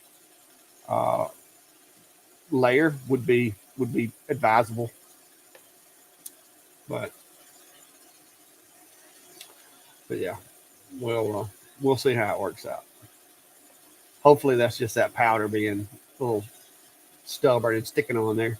And it's still got a couple of passes to go. It's going to do the rotate too. So we'll see. See, watch on the other end. If it's like the rest of the bricks, and maybe they do that with construction bricks for a purpose. Maybe it's so that when you put the mortar in there, it doesn't squish out when you stack them.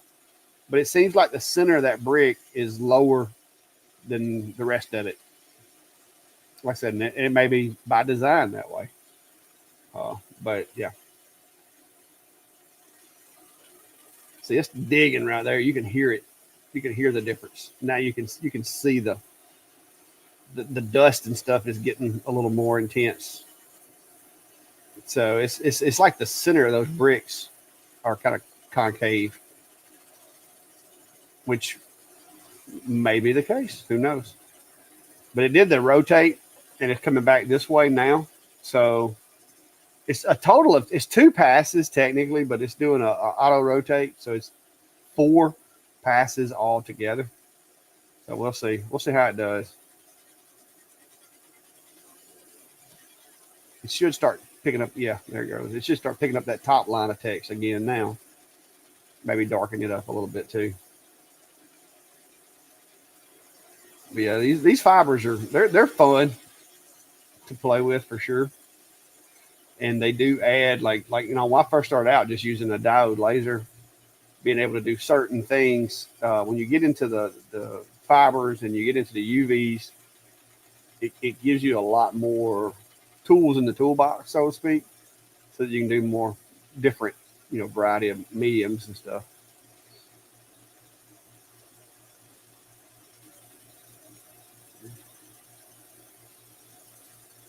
I'm seriously considering doing replicating that and doing like a real fast layer, just like a cleaning pass on it, just to see what effects it has before I move it.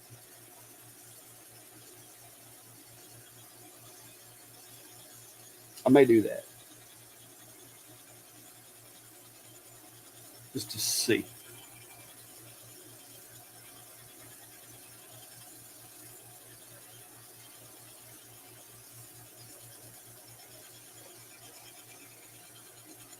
See, now it's putting a little bit of dust back on it. It's just generating a lot of dust.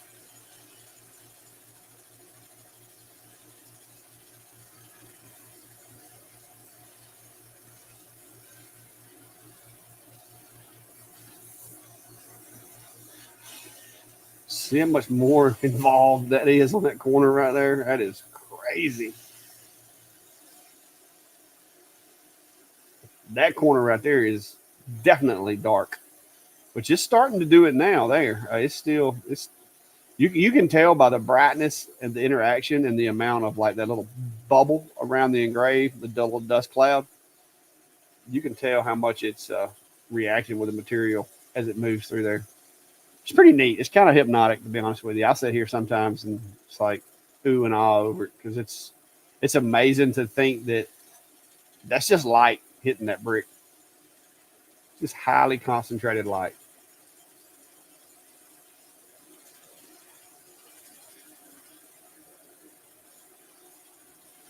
Yeah, I may do me a little quick. I don't know. That was looking pretty dark. I may just need to leave that alone. My cleanup pass may turn out to be more of a negative than a positive.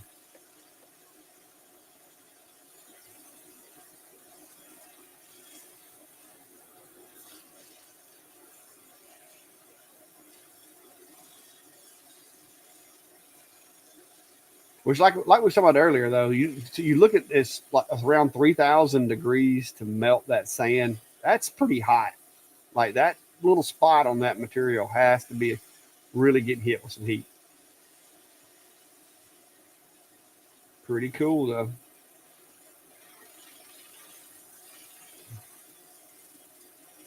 Now it's fixing to start really digging right through here. This should be it, I think.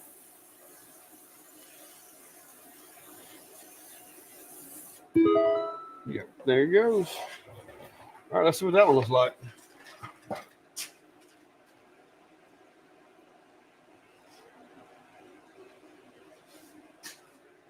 Oh wow, wow, yeah, yeah. It turned out nice. We're gonna blow it off with the air.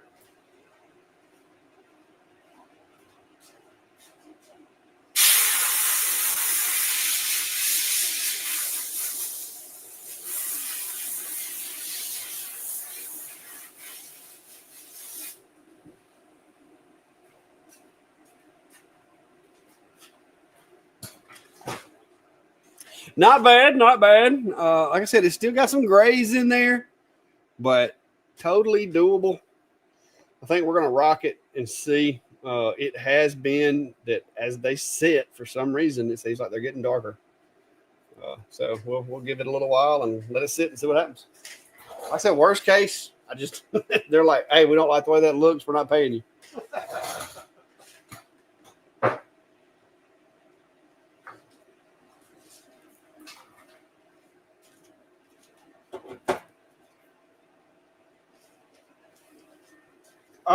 And because I set the file up the way that I did, guys, currently, if you look right now, I haven't done anything. That's the way that it just finished.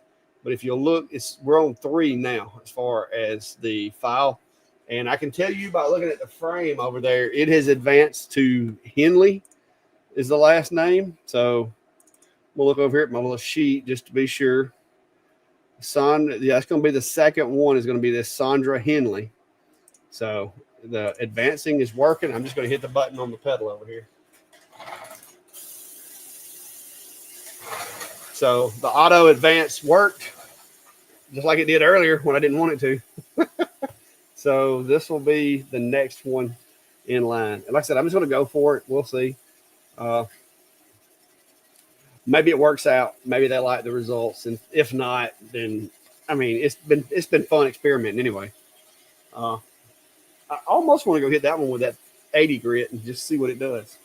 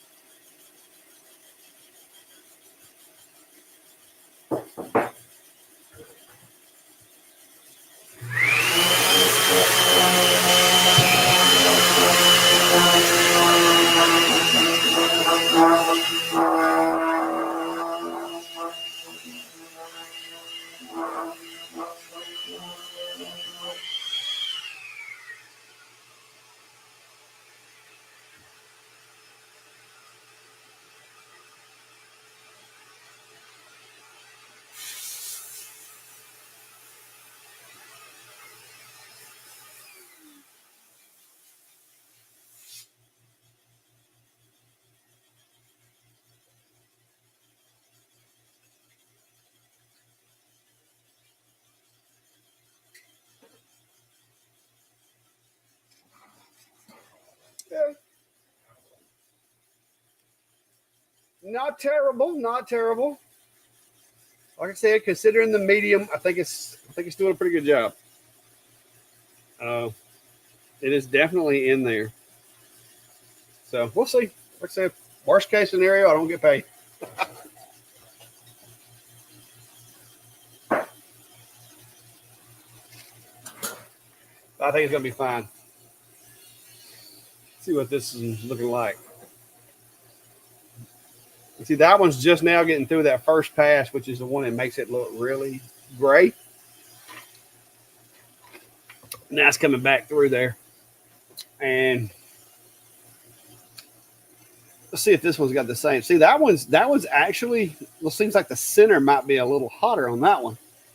It's the inconsistency and the thickness of these brick, I think, is causing the focus to go in and out, in and out. But I also think it's a mix of the focus inconsistency, the mixture content inconsistency, meaning some places are more sand, some are more clay. I think there's a lot of variables. This is way too inconsistent of a material to expect too good of consistency in the engrave, because the consistent engraves only happen when your medium is consistent. Just like with wood, if you're doing wood and part of the wood has a really hard grain and some of it has like sapwood grain, you're going to see that the laser interacts with the different grains differently. Therefore, you get a different result. Same thing with this brick. I mean, there's, whoever stirred or mixed the parts that make up a brick, depending on how they did it, whatever mechanical means they did it or whatever with, it's going to have variations. Some places are going to be more clay, less sand. Some places are going to be more sand, less clay. And when you get those variations, that's going to come through at the end result, i.e. the look of the engrave is going to change based on that. So I don't think we can, I think realistically, I can't expect to have perfectly consistent results throughout this whole brick. I mean, I think that would just be luck at best if it did happen. So I think we're just going to have to be one of those situations to where, as much as my isms and my disabilities tell me it needs to be perfect, I think this is going to be one of those situations to where there needs to be, okay, that's good enough. I think that's that's where we're at. So, but anyway, what I was going to show you guys too while we were at it, some of the other things that you might want to know about if you've never used it before, if you've never used a variable text function. Lightburn's got some pretty good videos, like step by step and what you can use it for. But you can actually create files that the date will auto populate. There's a lot of different things as far as being able to output different stuff into your file. And if you go to Lightburn's website, they have, like I said, they have a lot of documents and stuff that'll help you, as well as some videos. That's what I did. I wound up going to Lightburn's page, and when I was first learning this a couple of years ago, and started using their videos and their documentation to try to teach myself how to do this stuff. And it works really good. And this is another thing, is if you get asked to burn serial numbers using your fiber laser, and you've got somebody that wants something serialized, well, the cool thing is you can actually create a expression using variable text, and every time you hit the pedal for your machine, it will advance the text. It'll advance the serial number to the whatever number it needs to be. And there's some variables and the way you got to set the file up and all that. This is the most used version of variable text that I run into. And like I said, it's where I have everybody send me stuff in a format in which I can easily convert over to CSV. And then I go in and use that information and have it pull it directly from the sheet and drop it in there. And so that kind of, they kind of got some stuff in here that you can go in and it'll walk you through a lot of that. So it's pretty neat in the way that it works. So anytime you want to just sit down and learn some really in-depth stuff dealing with Lightburn and spreadsheets, this is something. It's very useful if you do a lot of batching things out that don't necessarily have the same text over and over all the time. If you have, like I said, some type of text that needs to be input there, it's really cool. So let's see what we got. Love the finish run sound. Yeah, Cody, to me with the UVs and the IRs and fibers, that you can turn that on in Lightburn, and that is one of the nicest features. I wish it was available for all the machines in Lightburn. I don't, unless they've changed it. It used to was only available for fiber machines and Galvos. Unless it's like his last update, I have not downloaded, hadn't played with it, but I like that as well as the pedal. So yeah, that one's got a lot of white on it, but we'll see what it looks like when I clean it up, because I'm just having to trust the science and go with it. Shoot, there's a lot of gray in that one, guys. We try just dry brushing it and blowing it off with the air hose. See if that helps. That one's got a lot of gray.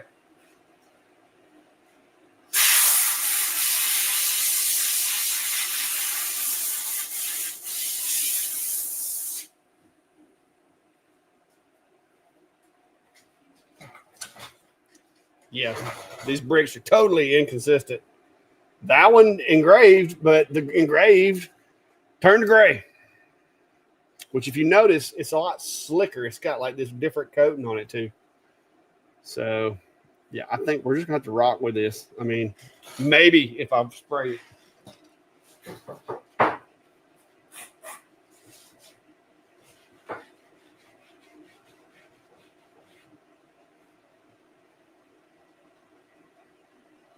I mean, it's on there, but it's a different result. All right, so what I've seen so far, I'm going to bet that this brick is going to have a darker engrave because it's a little more coarse and got a little more air pockets.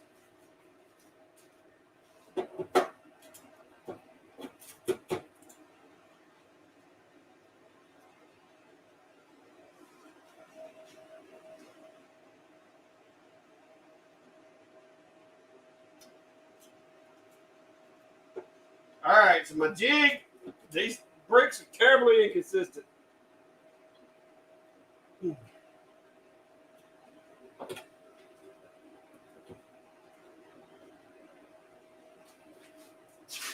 All right, so this brick is not wanting to fit in my little jig, so I'm gonna have to improvise. They are terribly inconsistent.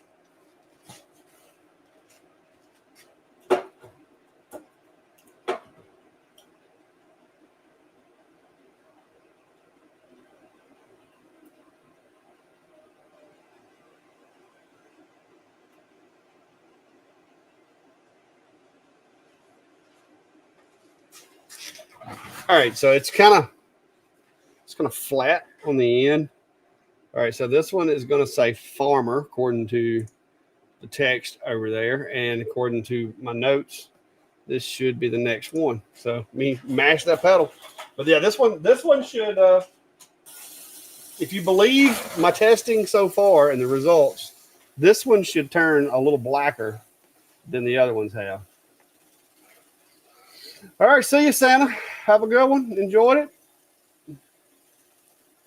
So yeah, it's the makeup of these things is totally inconsistent. The focus has been inconsistent because they're misshapen. Like that one won't even fit in the little jig that I made for them. So I kind of had to like take both ends of it and raise it up and set it on the top of my jig. So the focus is probably all messed up on this one. So we're going to do the best we can. And like I said, if they don't like it, they can flip the engraving down and I just won't charge them for it because this is terribly inconsistent material. But it has been kind of fun and challenging to play with. I wonder if I could talk Brandy into bringing me some tea. Not a tea.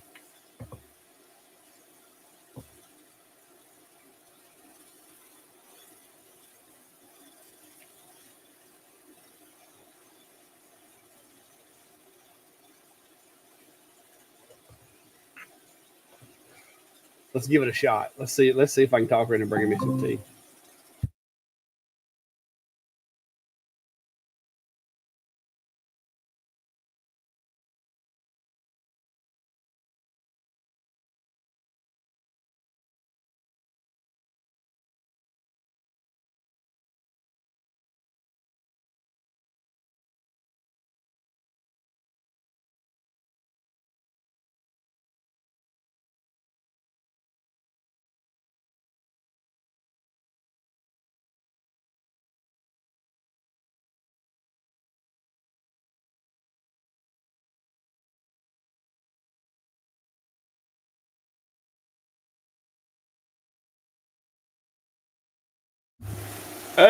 No, Zentinro,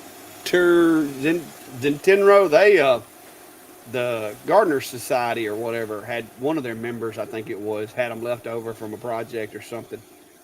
These are not. I didn't go out and get these bricks or anything. These were they brought them by. I did the testing and they asked me if I could, and I'm like, well, in theory it should work, but without testing it, I can't say. And so they brought me some by to test and play with. I did some testing, found some settings. They were happy with the results from the settings. So then they brought me back the additional 13 bricks to be engraved. So, and that's one of the things. Like I said, this is an experimental project that they asked me to do. So hopefully it works out. If it doesn't, then worst case, I just tell them, hey, don't worry about paying me nothing because it didn't pan out. This is one of the nonprofit organizations in our county, and it's fun to experiment. And they like the results from the tests that I did, but some of these aren't turning out exactly the way that the test turned out. Which, there again, that's one of those things about your materials that you use. Look how black that turned. That's that looks good. So the more consistent your materials are, the more consistent your end product's going to be, which is what you want. And that's why when you're getting, plywoods or acrylics or whatever, you kind of want to find a good consistent source And you kind of want to stick with that because when you change, a lot of times your consistency or the product will change. I don't know if y'all hear Biscuit over there. He's really wanting to come in. No, not right now, buddy. He's really wanting to come in, but I'm not going to bring him in because then the cats will start moving around. And right now the cats are out of here. Nobody's giving me a hard time. Nobody's getting in the way. If I let him come in here, then it'll just be chaos. And there'll be animals going everywhere. There's a bug flying around my head. I don't know if y'all saw that or not. Oh yeah, this one looks great. Look at the master. And there has been a consistent thing with these bricks being lower in the middle. Like there's a low spot in the middle of all of them. I'm kind of curious now if that's not a design feature, because every one of them has been that way. Oh my gosh, this dog. Biscuit, what are you doing? All right. I don't know how many of y'all watched the show Kramer when you were younger or a few years ago, but I want y'all to watch this dog when I open this door and tell me if he don't act like Kramer.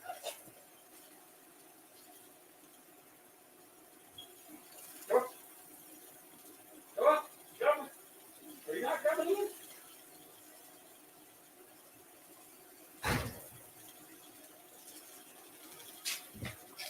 He didn't do it that time. He normally runs really, really hard, and then he'll get right there and lay down. He's looking for cats. Not seeing any cats. So now he's going to go over there.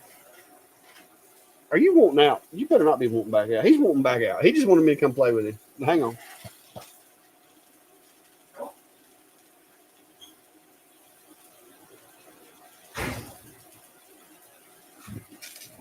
The cats are up there not having no part of it.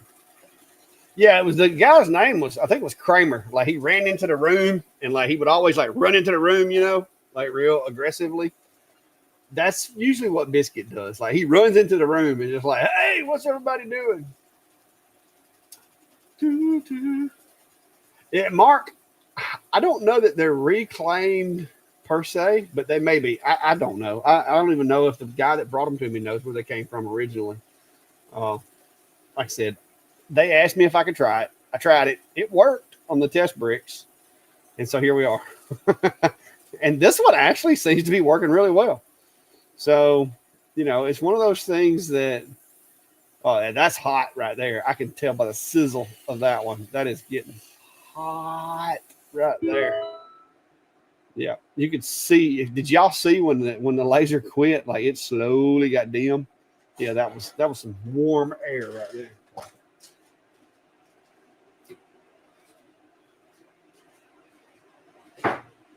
I'm just gonna load the next one and hit the button.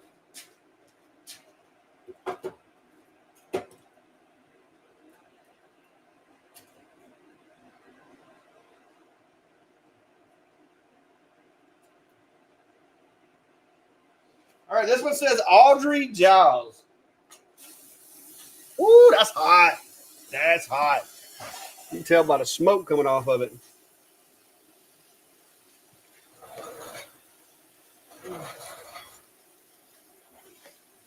So you watch. Every one of them from here on out is going to work fine. See, that one, without even dusting it off or anything, it looks good. And I haven't even hit it with a brush or nothing.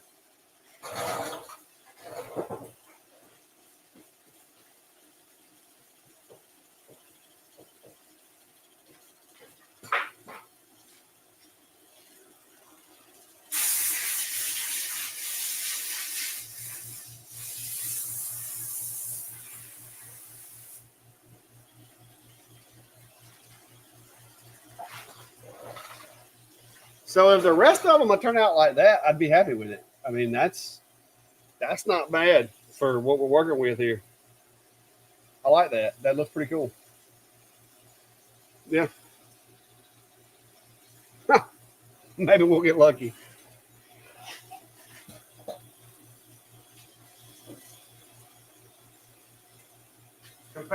this one. That one looks great. This one, not so much. But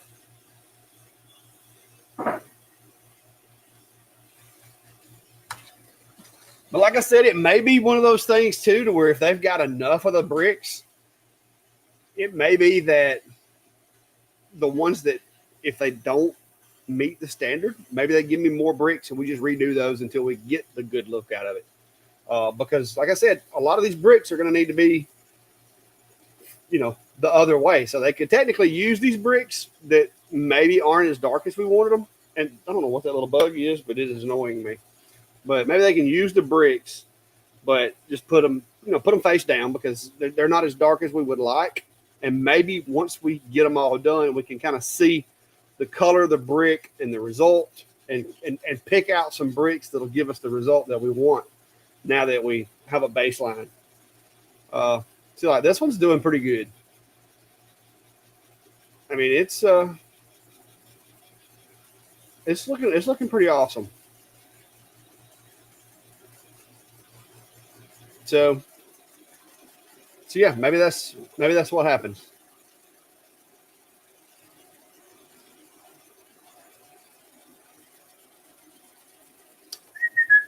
Yeah, Tim, I guess you remember watching about with Kramer. That's Biscuit to me. That's how he acts. Like he has the goofiest personality. I mean, I love the little dog. He's been a decent dog so far. Like I had today while I was gone, there was a vehicle pulled up, and he definitely let them know that he was there and that he may or may not be friendly, but he didn't sound real friendly. And he's a little weird. I'm gonna be honest with you. When we first got him, I told Brandy, I was like, this dog, guard dog, he is not, because he's just so cute and fluffy and all that. But as he's getting older, because he was still apparently kind of a puppy when he first came here, but now that he's getting a little older, he's getting to where, like my brother came over here the other day, and Biscuit wouldn't have nothing to do with it. Like he barked and growled, and so I mean he has the potential to be a guard dog. I just didn't ever think he would.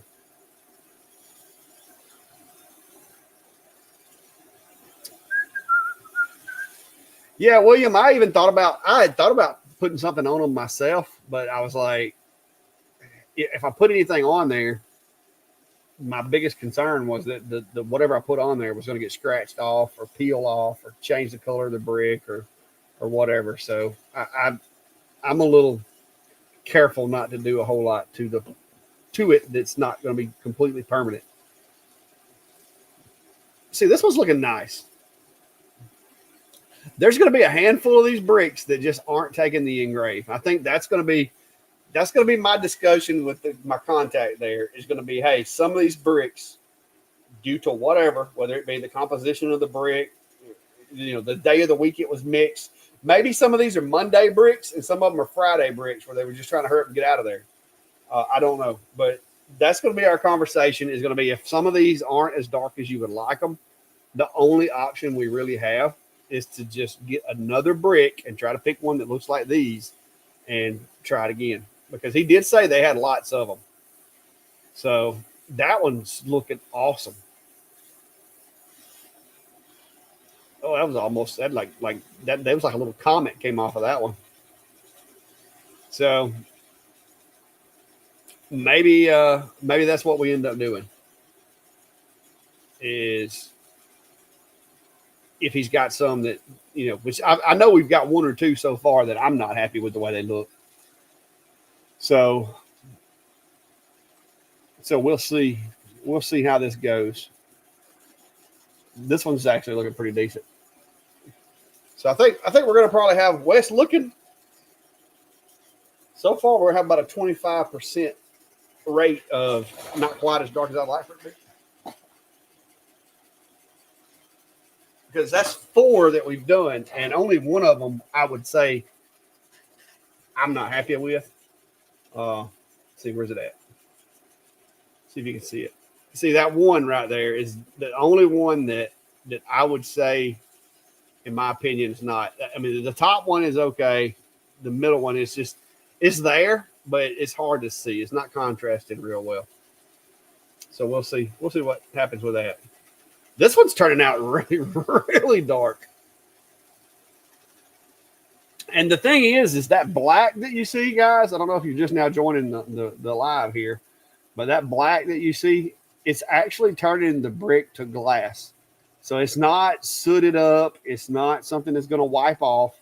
It is legitimately turning the mortar that was used to make this brick into glass.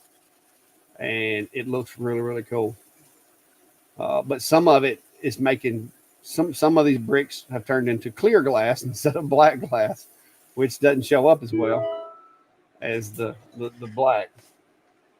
Let me grab another brick and we'll swap them out.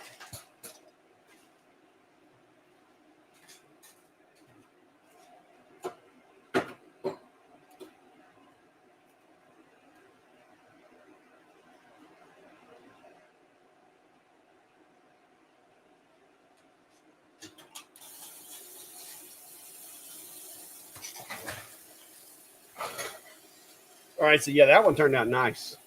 Turned out nice.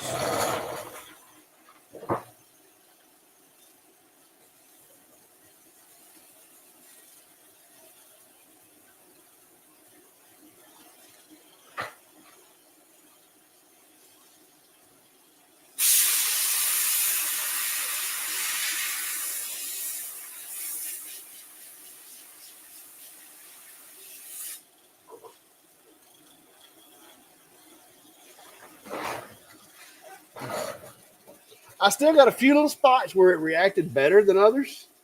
But you can see got some nice glass in that one. It's just some of it is not, it's not turning into the glass the way the other is. But you can feel it. I don't know if you can see it, but you can feel it in there. Like there's little bubbles where it makes bubbles and they swell up. But yeah, like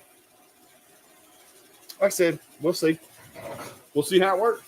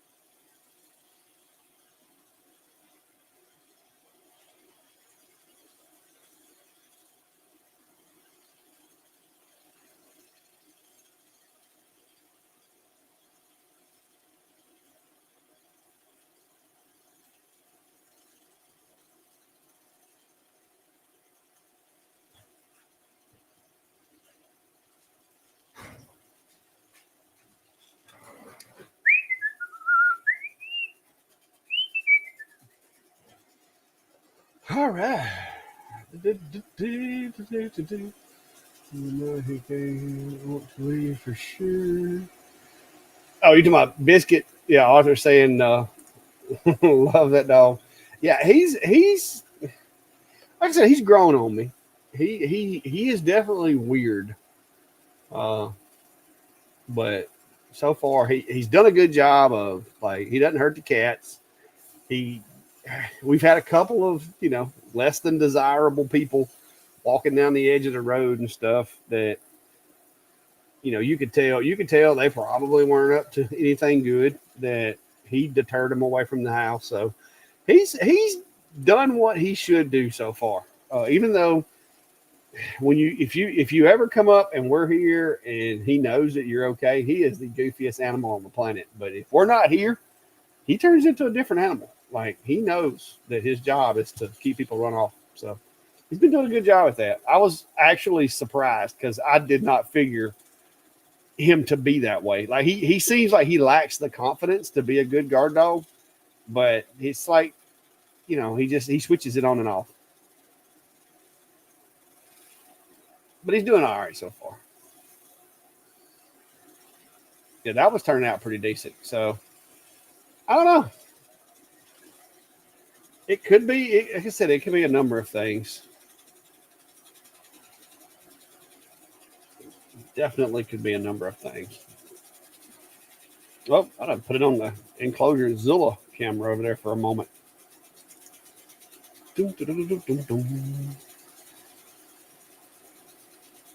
I mean, I was nervous when I saw that last name. I was like, Broom. Like, what kind of name is that? I done messed that up. Just it's like Vroome. I'm like, what in the world? Like, what kind of name is that? And then I consult my list over here, and sure enough, that's the way it's spelled. That's good. Didn't want to mess that up. This one's actually going pretty well. It's doing a pretty decent job. Oh, that's getting hot. You can hear it. It's like sizzling. Oh, yeah. Pouring it to it there. Oh, you see that little piece of like molten glass pop up for a second there? Yeah, that's why you don't want to stand next to that with shorts on. Because I've seen a couple of nice sized pieces pop up off of that. And it just seems like a bad idea. If you're sitting over there with shorts on, or even with pants, I guess, at that temperature, it would burn right through your pants. Because you're looking at 3,000 degrees. I mean, that's basically the same temperature as what steel melts at. So, yeah, a little ball of that pops off of there with any size to it that retains its heat for a minute, and it's going to burn you. It's looking good, though. Looking good, guys. Any questions? Anybody got any questions that we can address while we're sitting here playing? Anybody just want to, like, cut it off? I was going to bring you guys along, but this is going to take a little while. So, hope you don't have any plans.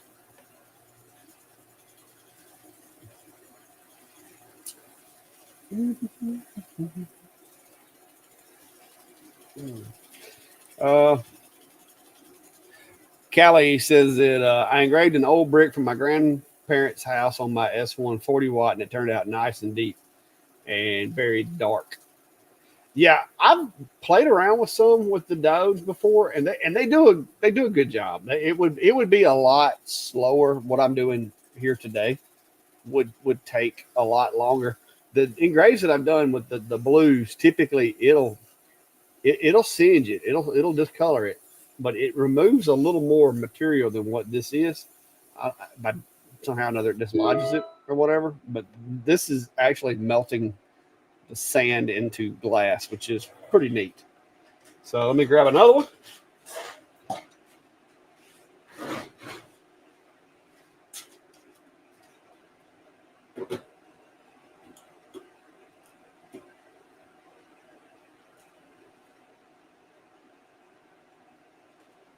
Hit the pedal.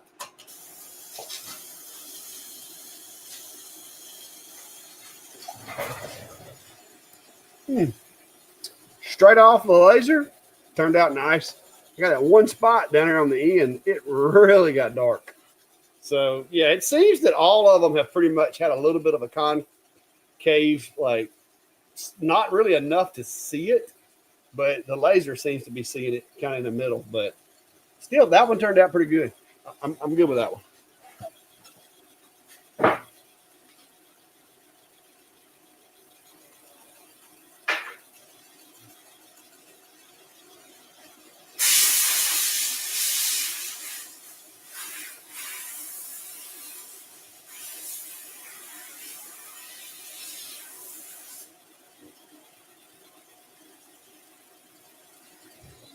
There we go. There we are. I mean, I can deal with that one. I got the other ones over here. One of them so far, I've only got one that I really ain't crazy about.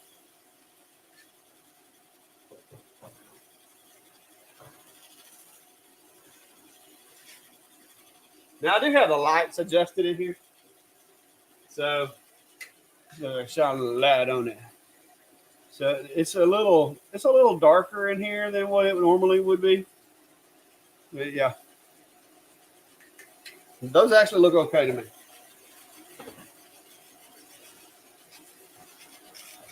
All things considered. But I have the light set to where it doesn't just white everything out. I kind of like contrast and colors, and the cameras just do better. Like this camera up here, well, not that one. This camera up here, it has terrible color balance. It's like no matter what I set it at, it seems like it's always wanting to white everything out. But yeah, this one here does a pretty good job of balancing things. It's a little blue. Looks like my logo back there might be a little on the blue side, but if you look at the white that's on the wall, I mean, what do you say? What do you use to set your white balance? Who knows? Jeffrey says, has Biscuit approved the process? He's been staying outside a lot more lately. Like I can go over there and open the door, and he's probably laying outside just chilling. But I guess because it's getting cooler, it's not 100 degrees outside.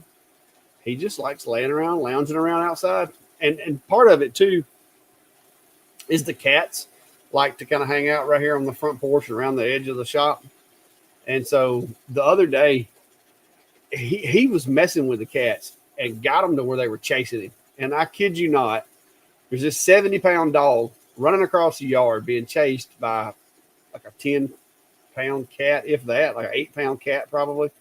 Is chasing this dog, and he was loving it. Like he ran up the hill, and then the cat would turn around and come back down to the shop, and he would run past her again and get her to chasing him, and he was having a blast. And I wish I could have got my camera out in time to record it, because it's hard to believe. Brandy wouldn't have believed it, but she actually got to see it happen. So, you know, she's like, that is just weird. That little bitty cat chasing that big old dog. But he likes it that way. He likes messing with them until they chase him, and then he runs from them. Yeah, that one's turning out really nice. So, I don't know. It was a couple of them that had me worried, guys. I mean, it had me rethinking my whole process. But I did change the LPI a little bit. Maybe that little bit of heat helped. And it is possible that maybe them first couple of bricks I tested came from I don't know. Maybe they come from a different batch or something. I don't know. But it's starting to look much better. Mark says, did you train your canine partner? If you're talking about Max, yes, I did. We trained pretty much every day of his life. Like I got Max when he was 16 weeks old. And at first he was just going to be my dog, my truck dog. Like go places with me, hang out around the house. But then I realized that he had came off of his mom was a bite dog, and so he had a lot more drive than your average house dog can have and be a good house dog.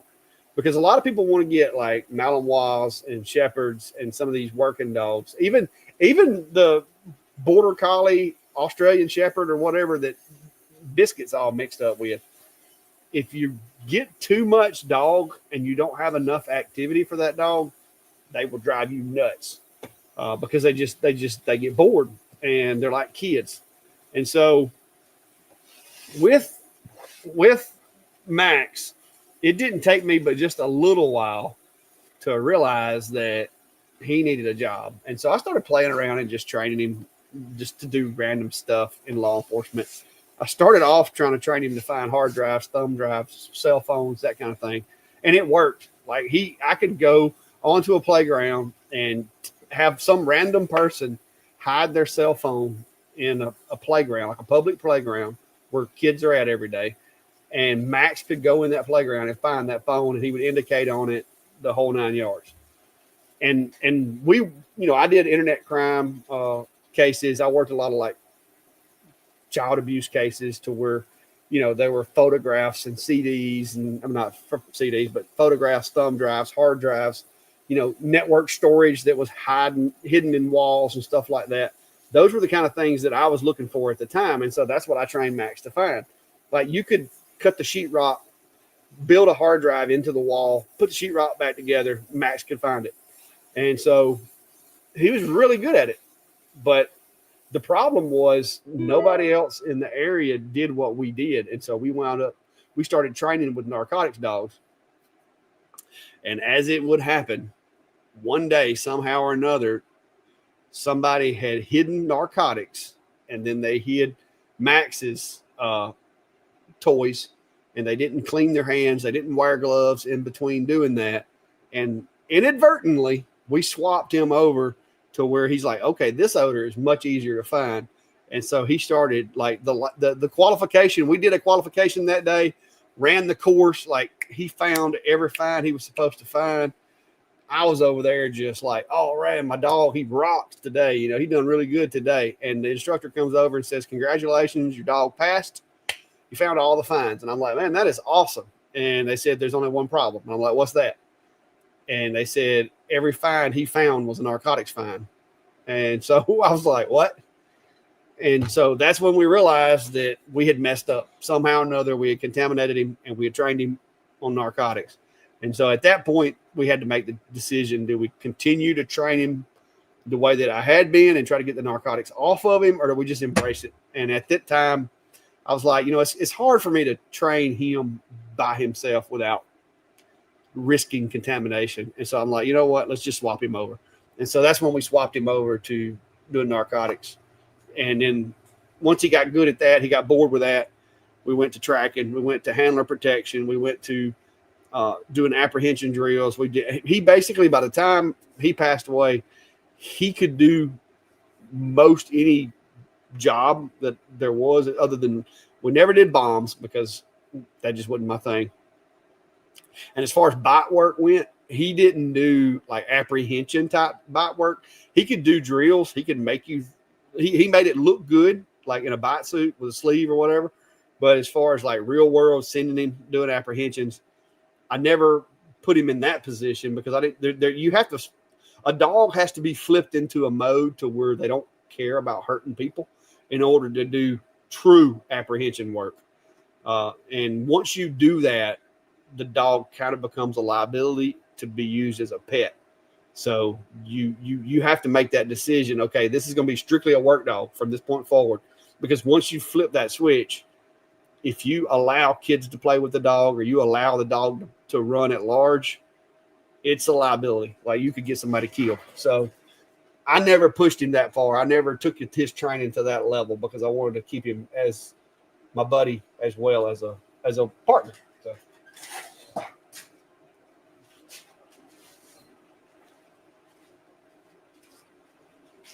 Oh, forgot to switch y'all over. We got to see what I'm doing.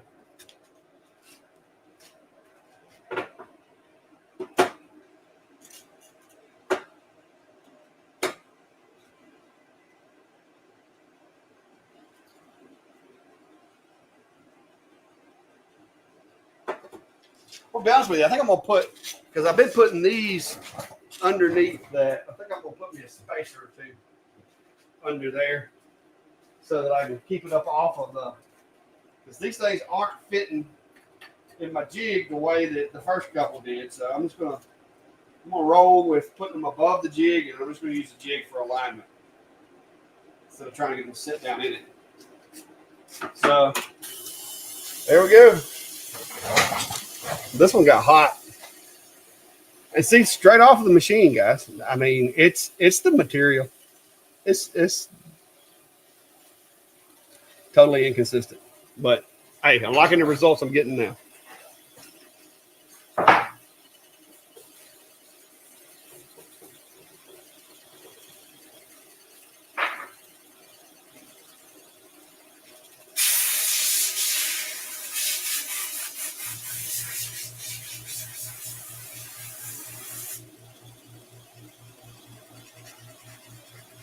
woo. That one, if so far, I think that one's the most like awesome of them so far. That was, I dare to say, I think that one might be perfect.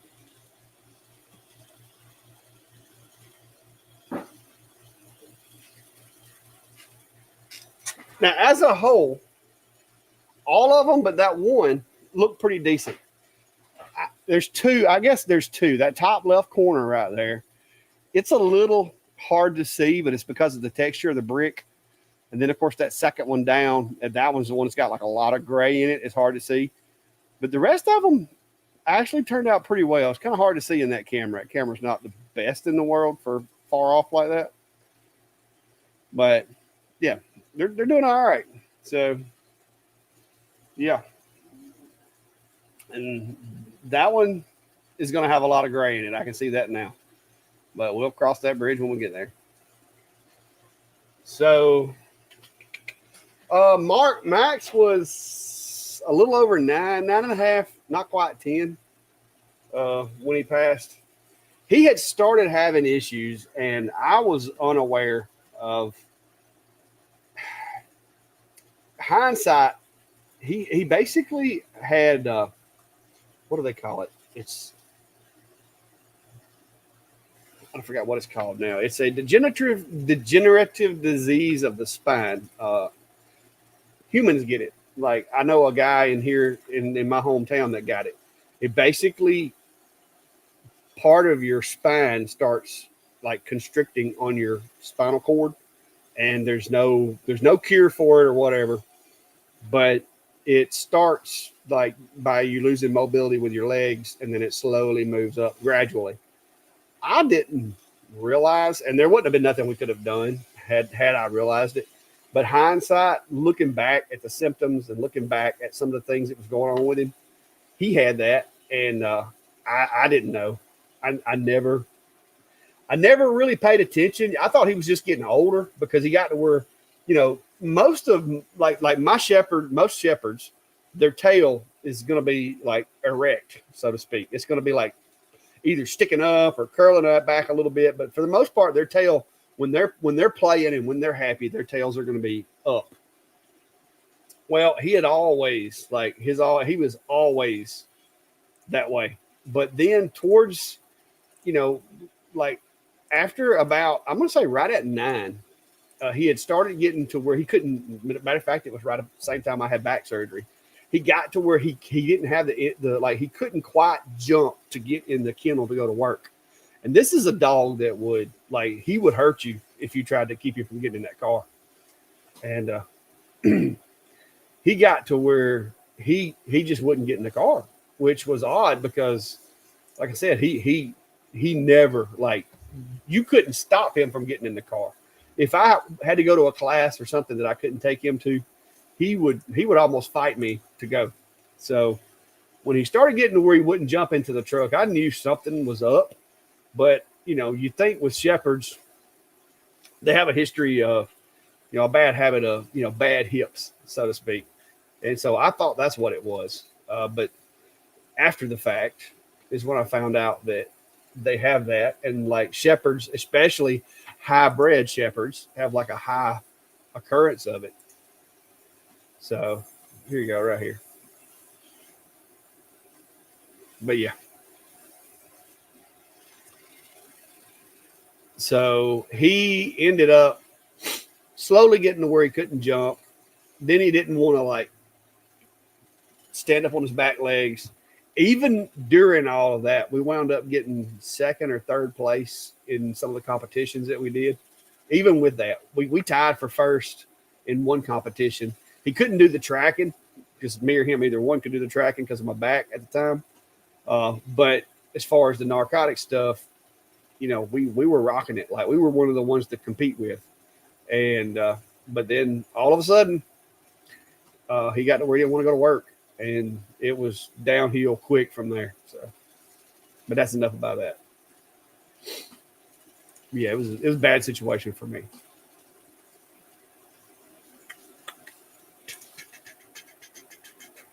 Yeah, degenerative myopathy. or yeah, whatever that word is that DJ said. It's pretty predominant in shepherds. Apparently, I didn't know. Uh, I thought he just had bad hips, but he had been X-rayed. He had been checked. His hips were in good shape. But what winds up happening is basically they lose the use of their back legs, and then eventually it ends up they start having problems with going to the bathroom. Their tail gets to where the tail doesn't work right. Then they have problems going to the bathroom, lose mobility in their back legs, and then eventually they can't breathe because the diaphragm gets affected. And from what I read, once it starts down that hill, it can happen really fast. And it happened with him. I'm going to say hindsight, I think about 3 months is all it took for him to go from mobility, like serious mobility issues, to not making it anymore. So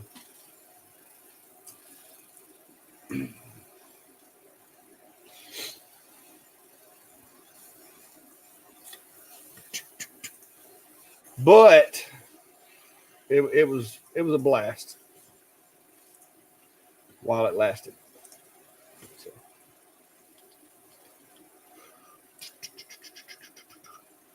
Well, I'm just still waiting on this one over here. It's actually doing pretty decent. I'm not going to say it's going to be the best one ever, but it's not doing bad. It is not doing bad at all. So what else? Any more questions, comments, concerns?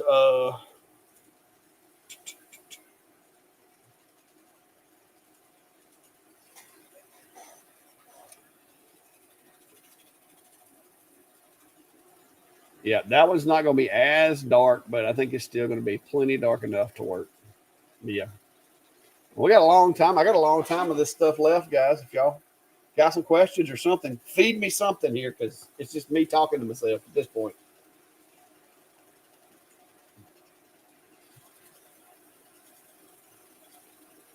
How many we got done?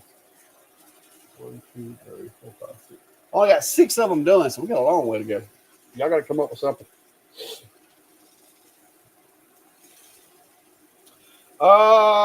Jeffrey, we haven't had a pre-registration necessarily. I know Cog Hill's going to have quite the crowd. I do have this. There's going to be some giveaways at the meet and greet. So if you're planning on coming, just know that there's going to be some giveaways, and be sure to check my website and check my socials before the event. Sometime in the next week or two, I'm going to start getting some stuff out that needs to find a home, and I'm going to be taking all that stuff with me to the meet and greet. And I apologize for those of you that can't be there. I understand, but also understand that some of this stuff is things that financially I can't ship, or matter of if I ship it, it's going to damage it because I didn't keep the boxes. I can't ship. And some of it is actually been put together, and there are things about putting it together that if I take it apart, it's not going to be able to be shipped. But there's going to be some giveaways at the event. But I'm going to have y'all guys enter the drawing before the event, so that I know that only the people, and I can't promise it's not going to be May's viewers or somebody else. There is that possibility, because I have to have it open to whoever. But there's going to be some giveaways for you guys to register for prior to the event. So there's a chance that you'll get to register, and then the people that are going to come there that day aren't going to be in that drawing, because I'm going to close the registration for that prior to the event, if that makes any sense, to try to give you guys the majority of the opportunity. So there's our file. Let's go get that one off and put another one on there.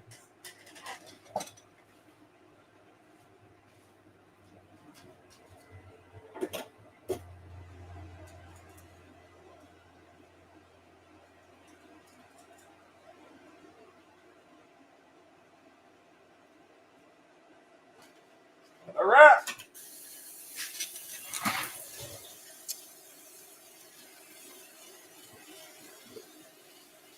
All right. So that one actually turned out really well.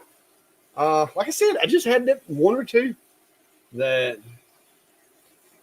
just it's one or two of them that didn't want to work. This one actually looks pretty good. So let me get this one cleaned up a little bit. We'll put it over on the stack.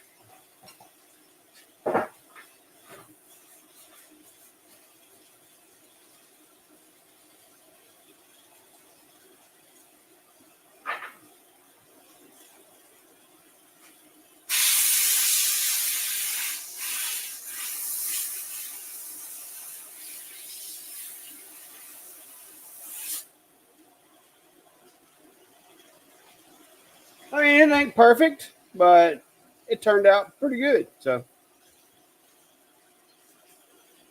like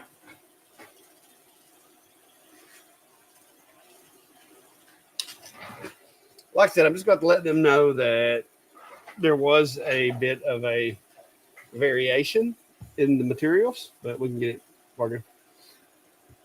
Kevin, the hype button is only available on the mobile app, and you have to go to. Matter of fact, let me see if I can find Steve's. I think I've already used up all my hypes on Steve, but let me go to this channel and see here. So you got to go to a video, and welcome back to the workshop. Let me see if it'll show it for me.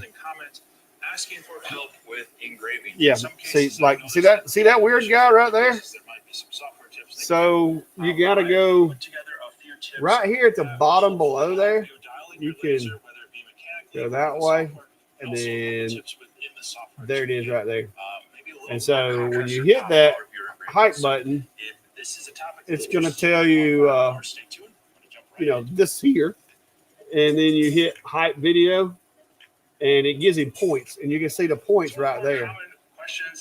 So there's his points he's got, and do the same thing. See, like he's got 3,200 points on the video, and I don't want to waste all of my points. So I got 640, I guess, left. What the heck? So I give him 640 more points. So that's how you do that. And it's going to let me do it again. What's up?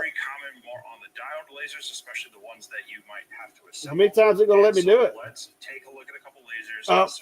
No, and then when you do it too much, it says I've already hyped it 3 times. So there you go. That's how that works. And what it is basically, it's another way. They're claiming that it's supposed to help small channels like gain momentum, so that if people hype their videos, it kind of evens the playing field a little bit, because you can only hype people's videos if they have less than 500K subscribers, which that'll probably be me from now on. I don't see me ever getting above 500K. So if you over 500K, your videos can't be hyped. So luckily for me, I'm far, far below 500K. So you should be able to do that, but you've got to do it on mobile. So even if you're watching on the TV, or if you're watching on a computer, you would have to go into your phone, open up the YouTube app, find the video, and do it there. It's not a feature that is currently available for Windows or the TV or anything like that. So yeah, it works.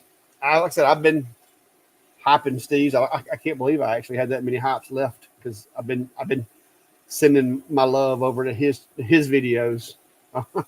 So yeah, it works. You just got to do it that way. That's the kind of the catch. So if you're one of those folks that watches on a computer or watches on a TV, you'll have to have the YouTube app on your phone, and you can do the hype that way, and then you can watch it however you want. You just have to be on the app to do the hype. And I'm not even sure if it works, if the hype button is there on the tablet or not. I haven't tried it on my iPad. Somebody else can tell you. I know the apps are slightly different for like iPads and stuff as opposed to phones. So that could make a difference too. Mm-hmm.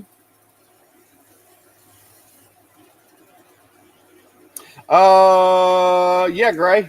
You must have missed that part. Let me get the screen down here, I can show you. The way that I've got it set up, and I can't really show you right now because it's burning. I've got these 2 wild cards put in. That one wild card basically says use column 0, which, in computers, 0 is the first number.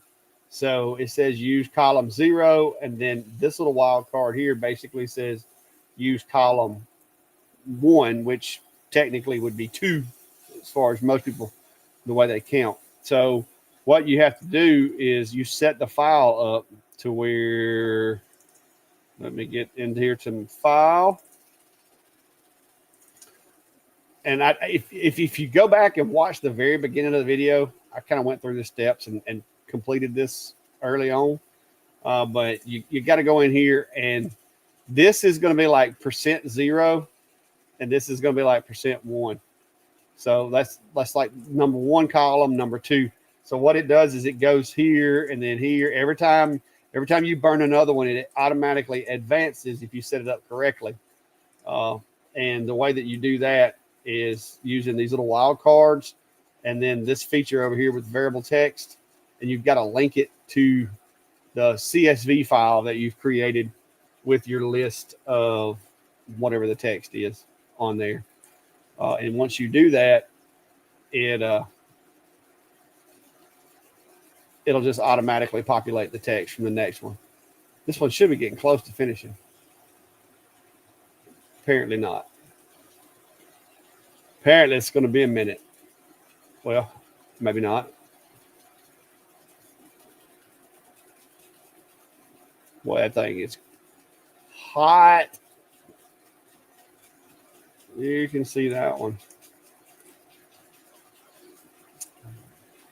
Yeah, great. Like I said, I have a video showing that, but if you once the live's over, if you really want to go and sit down and look at what I was showing you, I went through the process, and there's, like I said, there's some videos. Lightburn video is the one that I used when I first started doing that, because they have a kind of a step-by-step video showing you how to do it. But I kind of went over the steps and showed the process in the beginning. And see, like with this one right here, I'm going to go over there. I've got my pedal hooked up to my machine also. We went over that earlier.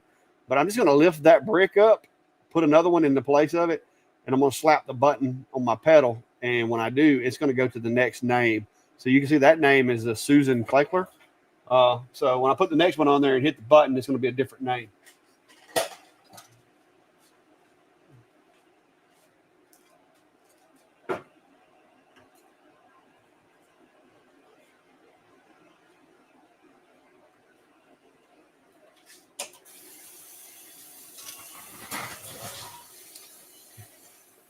And so there's that one.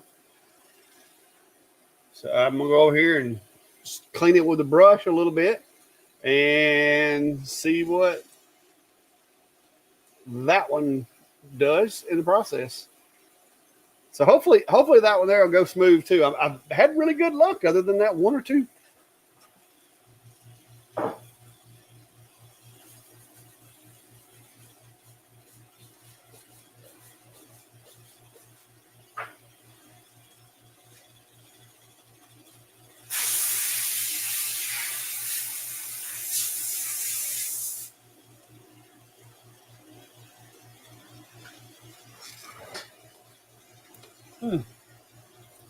So there we go.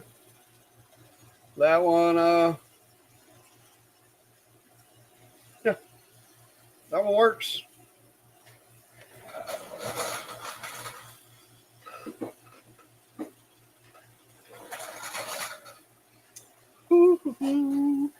All right. Oh, what's that? What we got? Let me go here. Oh, hang on.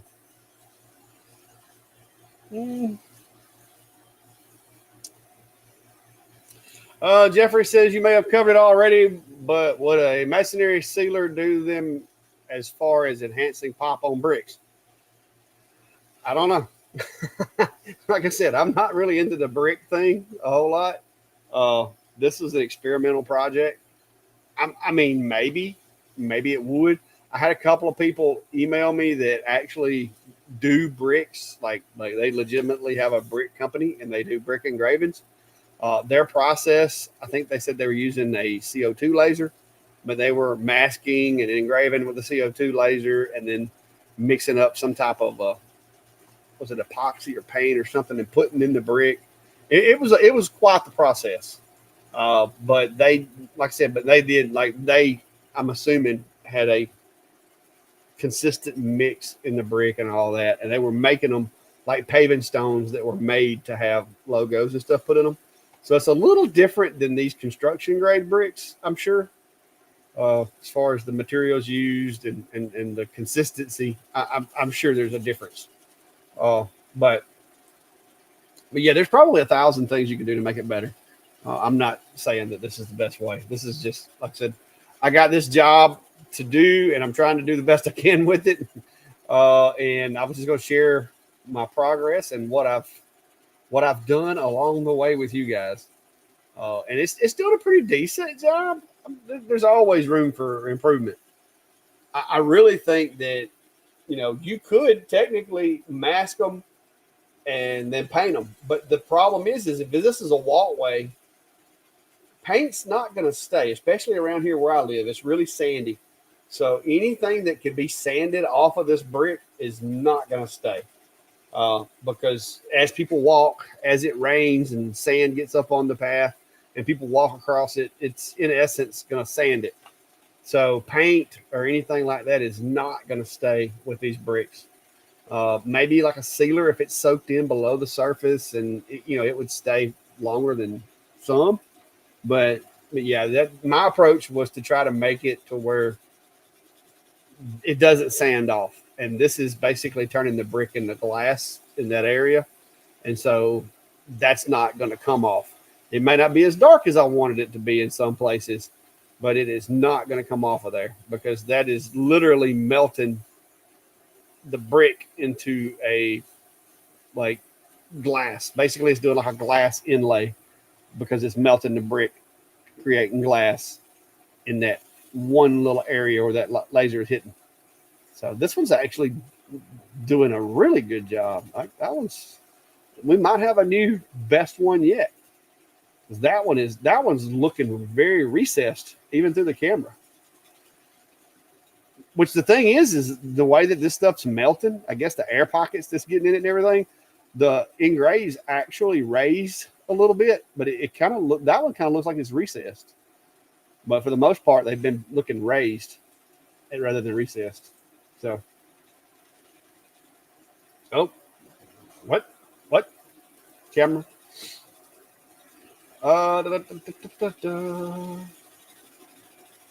All right, so Greg's asking, have you ever made your own honeycomb bed for any lasers? I have an X2 D1 Pro. I just got the extension, and the prices for honeycomb beds are crazy.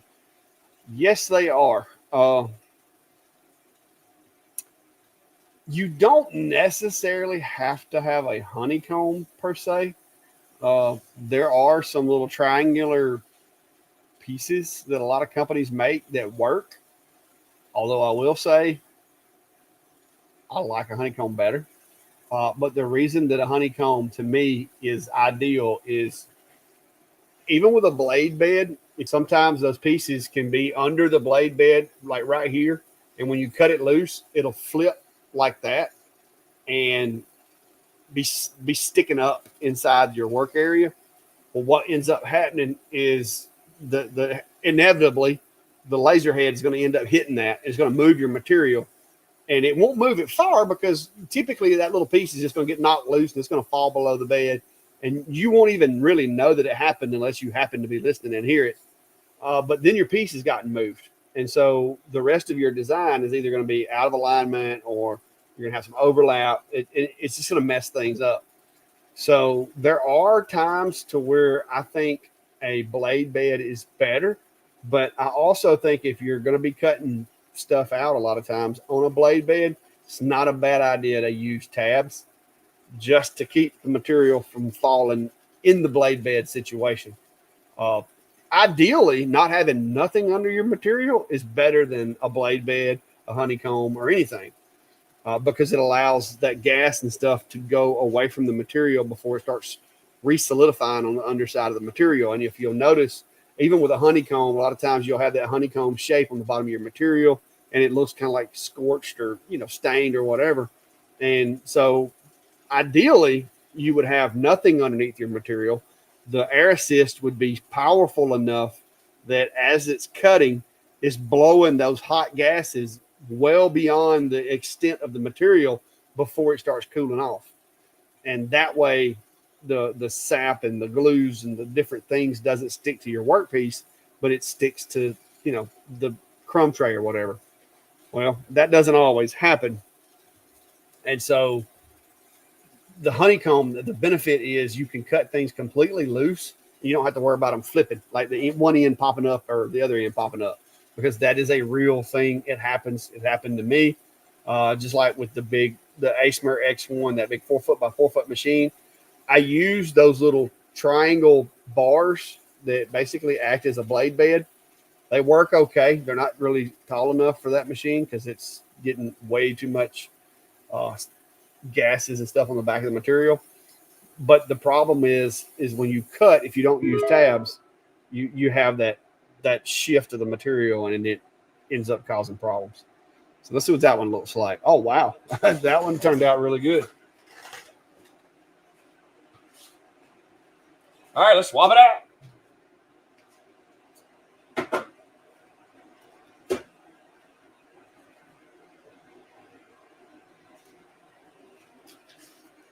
All right, and just to show you guys, I'm not touching my screen. Like, you can see my mouse right here. I'm not touching my screen. I'm just slapping my pedal over here. So all I got to do in between engraves is literally just slap that pedal, and it'll take me to the next one that's lined up. So that's where the pedal comes in really handy. And this thing's gotten pretty warm. There you go. I'm gonna go. Yeah, that's pretty hot.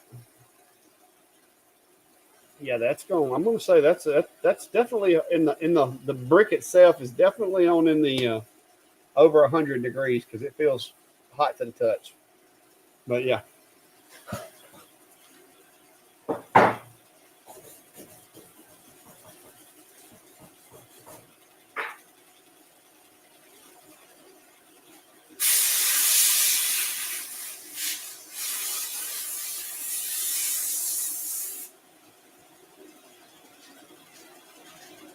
All right, there we are after a little air to it. So turned out good. Like I said, I've had one or two less than desirable, but I can live with these. I'll show you what they look like so far. So there you go. See that one? That one just looks bad. I wonder what the other side of it looks like.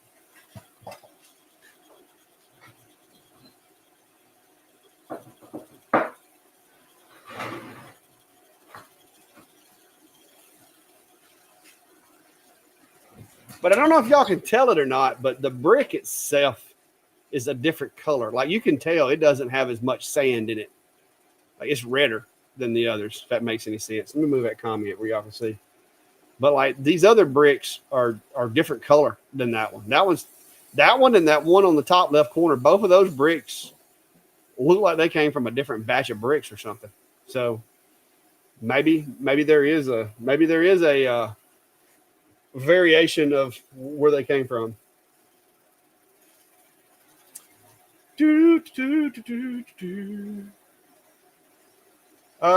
Greg, yeah, I mean, you can make something to hold your materials, and like I said, the blade bed, what makes a blade bed nice is you can limit the number of blades in there based on the job. So if you just need like 5 or 6 in there to keep the material from sagging in the middle, just keep it flat, you can take the rest of them out and just run those 5 or 6. And then you can use tabs to where when you get ready to take your project apart, you literally just pop it out. And you don't, the tabs, by tabs, guys, these little pieces of wood, basically it just blinks the laser for just like literally just blinks it. And so it leaves like literally like 1/100th of a millimeter wide little tabs that just snap loose. You can't really see them, but it's enough strands of material to hold the pieces together so they don't fall down below the work area. And so with a blade bed or with some type of DIY setup, yes, you could definitely not have to have a honeycomb. I've seen a lot of people, like I used a bunch of different things when I was starting. The one thing that I will tell you that I was even guilty of is don't use galvanized. I used a piece of galvanized material that I found somewhere, and I just didn't know at the time. And it wasn't that big a deal to me because I had grew up, over the years of grinding and welding and everything else. But there is a risk with galvanized of some of the chemicals that are in it, not good for you. So if you're going to use a piece of metal underneath your machine, I would recommend using aluminum, or even if you can find a piece of stainless steel that's thin. Stainless steel works great. Now you'll mark stainless if you put it underneath your machine, but it'll stop the laser from actually doing damage to your table or whatever. You still may want to leave an air gap under there so that if you're doing some real slow cutting, it doesn't get hot enough on the backside to damage your table. Like maybe put a silicone pad down or just leave an air gap or whatever. But you definitely want some type of material underneath the laser beam that it cannot penetrate. And you want to make sure it's high enough off of whatever's under it that it's not going to cause any damage. So, but yeah. Kevin says, thinking about picking up a used P1S that apparently has 900 hours on it. Is that a lot of hours of 3D printing? 900 hours to me sounds like a good bit of hours. I don't know how many hours mine has on it or if it would tell me, but I'm sure it's not. Let's see, 900 hours. Let's see. On average, most of your complex or semi-complex projects are going to take about an hour of print time, assuming that that's job time, not necessarily, the actual time that it's extruding. Assuming that that's job time, it's not terrible, I don't guess. And P1S is pretty dependable, and the parts aren't that expensive, and they're not hard to work on. So if the price is right, it definitely something worth looking at. But if you're running it in a farm, 90 hours, you figure if they run it 80 hours a week, 10 weeks. I don't think that from printer farm standards, I don't think that's a lot of hours, but I mean, it's more than an occasional user unless they've had it for a long time.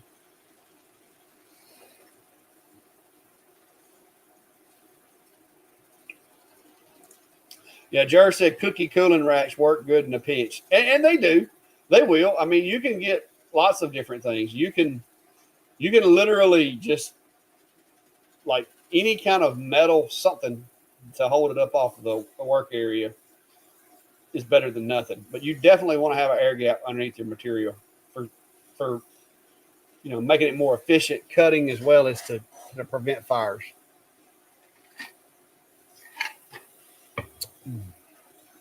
But you want to make sure you get something that keeps your material flat too. That's one thing that you don't want, like whatever it is, to be sagging in the middle, and your focus is right here, it's right there, but it's off in the middle. Yeah, I love that little noise. Look, wow, that one turned out pretty nice too.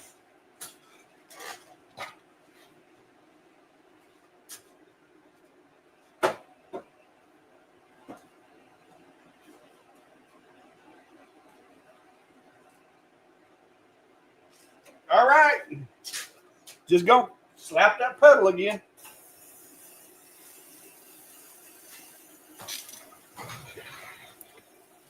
All right. So that one turned out really nice. Like, really nice.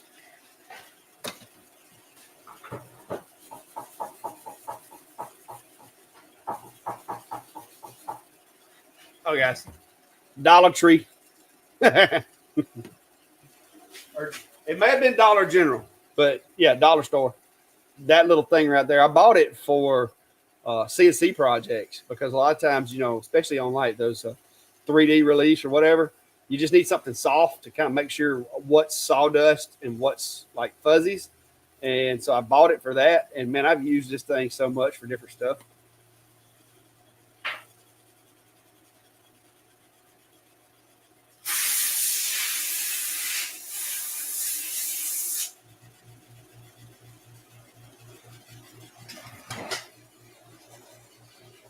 Look at that. Man, that one looks good. Look at this. Look over here. Watch this. Let me set it next to these other ones.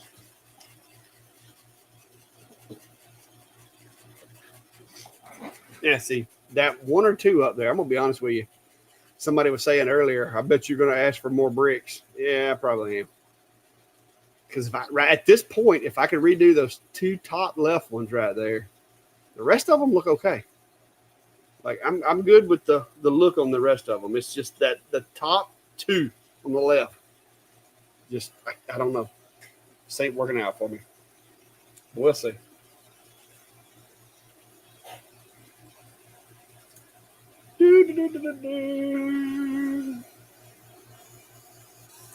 Yeah. Yeah, Three Rusty Nails is saying that he has a Ultimaker S3 that's 7 years old, has a lot more than 9 hours on it, and it runs great. So, I mean, the way that they're built, I don't see a problem with it, but I'm not like an expert on those. I wonder if mine will let me see how many hours run times on it. It's a Bamboo Labs A1, which is, it's not their prized possession. It's not the cream of the crop when it comes to the bamboo machines, but it's a good machine. I love it. Let's see. Device. Let's see. Status. No, that don't tell me nothing. Storage. No. Update. Assistant. No. Let's see. Yeah, it doesn't. Does anybody know? Can you look on your A1? I mean, I'm assuming that guy knows how many hours this has got on it. So, status. Printer parts? No. Print options? No. I know it's not under calibration. Does anybody know? Is there a place that you can look to see how many hours is on your machine? I've never looked for that. I got storage. Yeah. James said he's got the X1 Carbon, got a 21-hour print going. Yeah, and there's a lot of folks that print stuff that takes like a full day. So I don't. The 900 hours doesn't really sound like a lot to me, but like I said, I don't have that machine, and I can't say for sure because I don't even know how many hours I got on mine. Okay, print history. I wonder, is there a total time in print history here? No more data.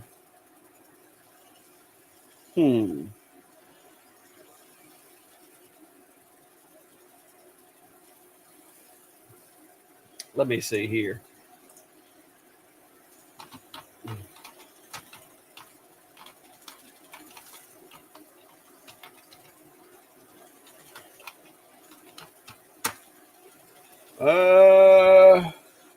Settings, device info. Okay. So I may have to go to my machine inside. All right. Settings, device info, total printing hours. Okay, so y'all got me wanting to go look at mine now and see. So I need some more tea. So I'm going to leave you with this for a minute. And let me go grab some tea, and I'll look see how many hours is on mine while I'm at it. I'll be right back.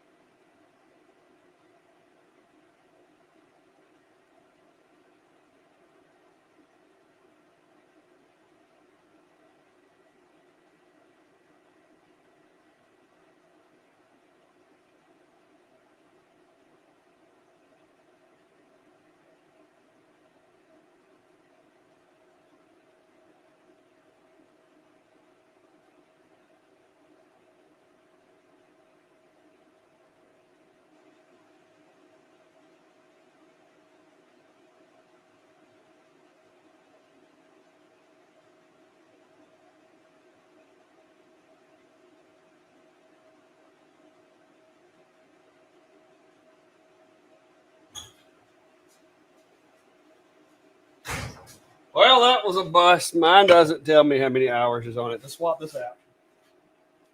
About got them all done, guys.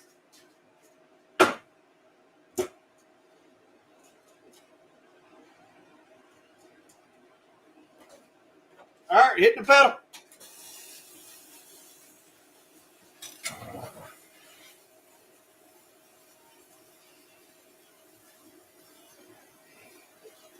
All right, straight off the printer. Not bad. I'm telling you, this is just one or two. I'm very pleased with the fact that it's not every other one. Because man, I'm gonna tell you, it was a little disappointing in the beginning. I don't know if y'all can tell it or not, but the fact that the first two that I did look like garbage had me concerned. But I think what I'm gonna do is just tell him, hey, look, these two didn't turn out. I think it's something in the brick. Give me a couple more bricks and let me do them and get them right. And they can use them, like they can turn them like this. You know what I mean? They can use those for the starter bricks or something. But yeah, so that one turned out really nice. So far we've only got two that are issued.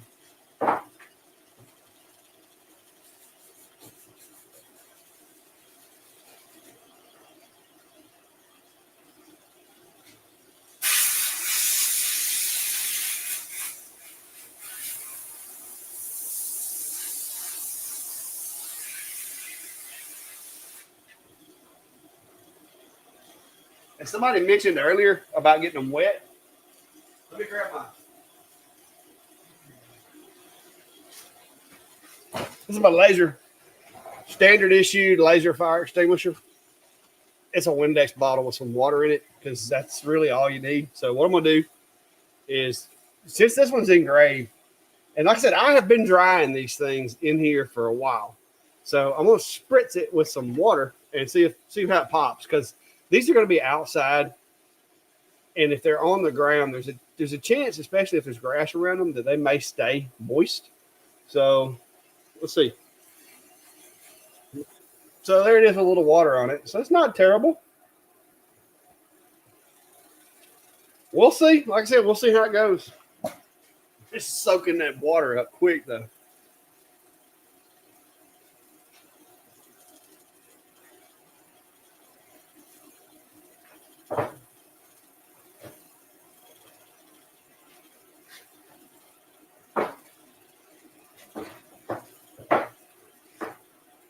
We've only got two more to do, and then we'll go from there. If you go to the printer that hits settings, then device, mine says how many hours. What model do you got, Jer? Because I called myself following the directions that it said on Google, and it didn't have that. I may have to go back. I'll go back and look, but you would think I'd be able to see that through Bamboo Studio. Oh, great. Does yours work that? Okay. Settings, device.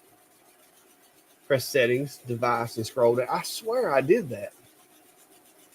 Now, wait a minute. I may need an update on mine. I can't promise y'all that I ain't skipped an update. Device. Let me see if I can do it remotely. Print options. No. I hate to go all the way back in the house just to look, but I really want to know. Update. Oh, I bet you that's what it is. I skipped a firmware update. We'll update it while we're sitting here.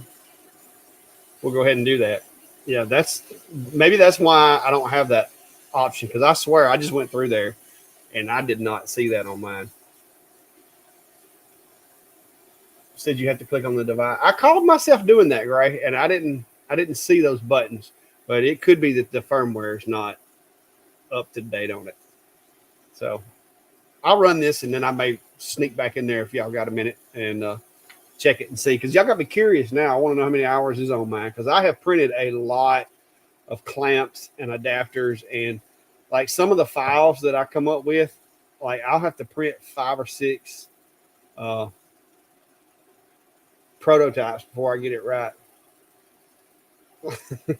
Hey, I done told y'all I don't like beta testing when it comes to machines that I work with. You see that I'm still running the older version of Lightburn too. I don't know if y'all noticed or not, but this is version 2.0.03 because Bill Gates has burnt me from downloading updates as soon as they come out. I just don't do it. It just ain't nothing worse.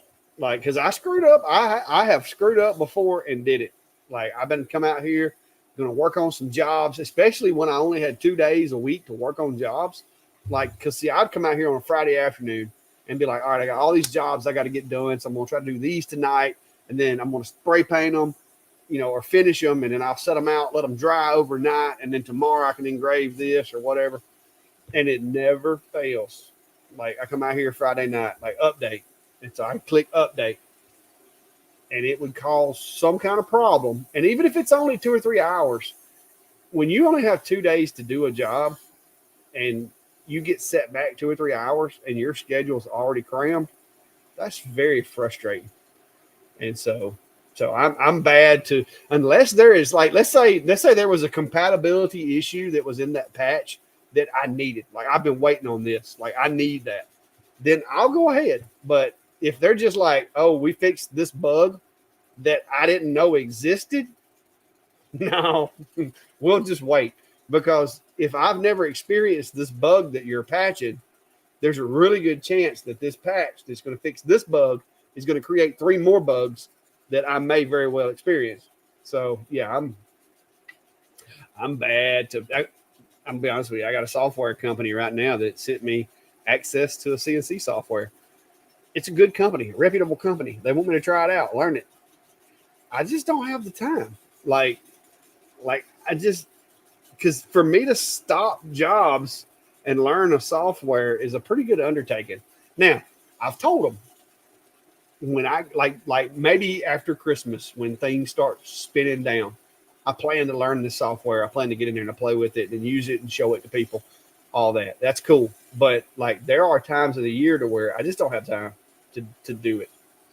So what's up, JR? JR's in the house. Hello, sir. I need my little buttons back that make noises. I think I can do that in here now. Let me see. I think they have a media assets, sounds, more sounds. Hang on, let me see.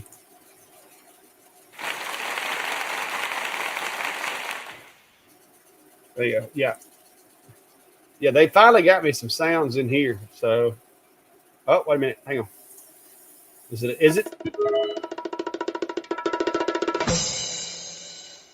There we go. I got a couple of them. I might set me some hotkeys up for that, though. All right. Well, that one finished. Let's see what it looks like. Oh, I don't like that one as much as I did the last one.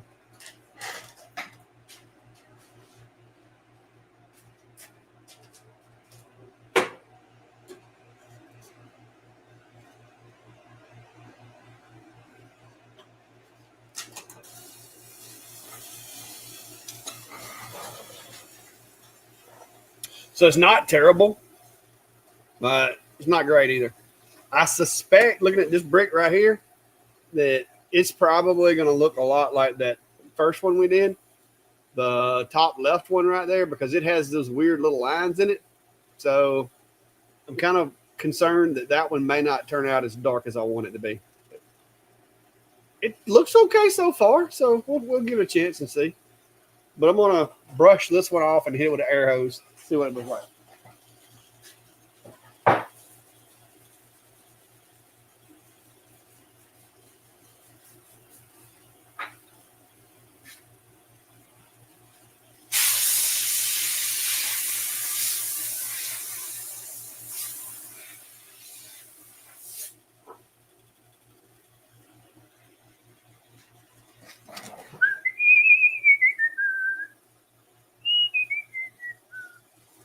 Yeah, not terrible. Like I said, the medium is not ideal. But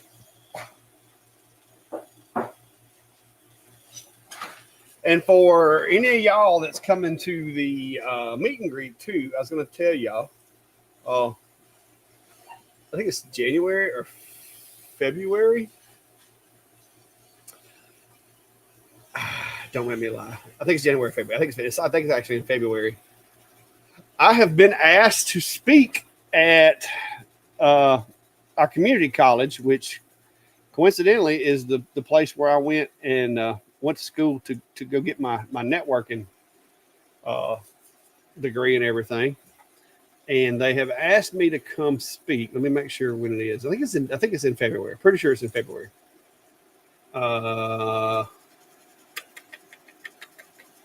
February the 12th. Yes. Here in my hometown. And they wanted it's put on by like the school itself. And for some reason it's like they wanted me, I guess they consider me to be successful because they want me to do a talk about, you know, how creativity has helped me succeed in my job, which is kind of weird since how I took networking. They did make me take art. I did have to take art because that was one of the what they call it, electives or whatever you got to take, the required classes. But they want me to do a speech basically around how creativity has helped me in my job and that kind of thing and become successful or whatever, which I thought was kind of funny because, I mean, obviously somebody nominated me for this speaking engagement. And so I told the lady, I was like, you do know what I do, right? You know, I mean, you know what I do. And she's like, yeah. And apparently it's going to be me and some lady that writes books. That's like a local artist or local author here in town are coming to talk about, you know, our education, I guess you could say, which I'm one of the least educated people you'll ever meet. Because I tend not to pay attention. So I'm going to be doing that. And yeah, it's going to be cool. We'll see how it goes. What's up, Gene? How are you, sir? Stop and sit for a little while. We've been hanging out for quite a while now, actually. What time did we start this little shindig? Oh, Lord. We are running in 3.5 hours. So basically, y'all got to spend half a day with me, guys. But yeah, we've been engraving some bricks. Oh, that one's actually turning out pretty good. I may have been a little prejudgmental. It looks like it's gonna do well. So, yeah, Gray. I don't think they have that sound effect in the software. Matter of fact, I'm pretty sure there's probably only a few people that even know what that sound is. Us old school radio operators. But yeah, that was for those of you that don't know, that was a microphone, which was the Screaming Eagle was basically like the cream of the crop when it came to microphones. I didn't have a Screaming Eagle per se. I had a similar one. My dad did have the Golden Eagle, I think is what it was called. It was like gold. It was pretty sharp. Mine was black and silver, black and chrome. But it was a CB radio microphone, and when you keyed it up, because of the way the electronics in it worked, it had this very unique, like some of them had like a thud, like a thum, and then others would have like a shrill little when you keyed them up. And so that's where the term the Screaming Eagle came from. The one that I had was a newer version. It didn't squeal quite as bad and scream. But it did have, like, when I keyed up, it was like a real deep, like, thump, and it had I had a little bit of an echo on my machine. So it would like, thump, and then like echo. It's kind of cool. That's back in the day. Great. It wasn't actually the agency's computer. When I went through NCFI, which is the National Computer Forensic Institute, which is ran by the Secret Service. It's actually in Hoover, Alabama, but that's where all of your computer forensic guys that are on the Secret Service task force go to school at. And you go there for like the class, the basic class to get your, what they call B-Cert, which is your basic computer evidence recovery technician. I think that's what it stands for. Basic evidence recovery basic computer B-Cert, B-C-E-R-T, basic computer evidence recovery technician, I think is the actual term. But anyway, when you go to that class, it's like an 8-week class, and they give you a bunch of equipment when you start it, like computers, laptops, all that kind of stuff. And when you graduate the class, assuming that you graduate the class, the equipment is issued to you as part of that task force. Like here's all your gear that you're going to need to do this job. And so you're basically signed up. I think I did about 10 years on the ICAC, which is the Internet Crimes Against Children Task Force, as well as I did the computer forensic stuff. I was on the Secret Service Task Force.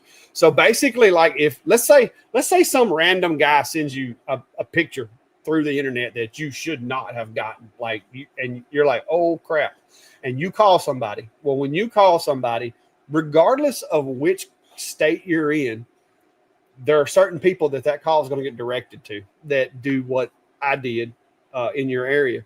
And they're going to take that call and they're going to take that complaint and they're going to go, okay, give me the guy's IP, give me his email address, all this kind of stuff. And you would give them the email address that it came from, the date and time it was received, depending on who it is and how thorough they are. They may even come out to your house and download an original copy of the email, depending on your email client, so that they get that information in that email header. And then they're going to file paperwork on their end, basically saying that on this date and time, this guy here in my jurisdiction received a picture from this guy from this email address, and they're going to strike out paperwork and they're going to get a search warrant. They're going to determine what the guy's IP address was. Then they're going to take that associated IP address and they're going to cross-reference it. And they're going to do some things with it to figure out everything they can about who lives in this house. And if that house happens to be near me, like in Alabama, then they're going to reach out to the state coordinators for that task force and say, hey, we've got a case in Alabama. We're going to turn it over to you guys. Here's all the information. And then the Alabama office is going to go, okay, well, this is going to be in Chilton County. So we're going to send that to Clack and let him work it in Chilton County. And so the case ends up coming to me and they give me what they've got as far as what they've already figured out. And then I would take that information based on, is a judge going to give me a search warrant? Can I just go do a knock and talk? Is this somebody that we're familiar with? Is he a registered offender? Whatever. And then we would go out to that house and follow up and do whatever needs to be done, depending. And sometimes you find situations to where it's a teenager that was using dad's computer, or, there are times where it's not what you thought it was, but there's a lot of times to where it was the tip of the iceberg. Like this was just a slip up of, it was just the tip of the iceberg. And then once you get in that house, once you knock on the door and that person comes to the door and you're like, hey, I'm, so-and-so, I'm with Secret Service Task Force. This is what we specialize in. This is why I'm here. Usually that first 10 minutes, I can tell you where we're going to go from there. Like I can tell you either, this is going to be some kind of, accidental, or, there's a kid in the house that did it, or we need to go get more help because we're going to be busy here today. Typically within the 10 minutes, like you walk through the door and that you're in the right place. So let's swap this out.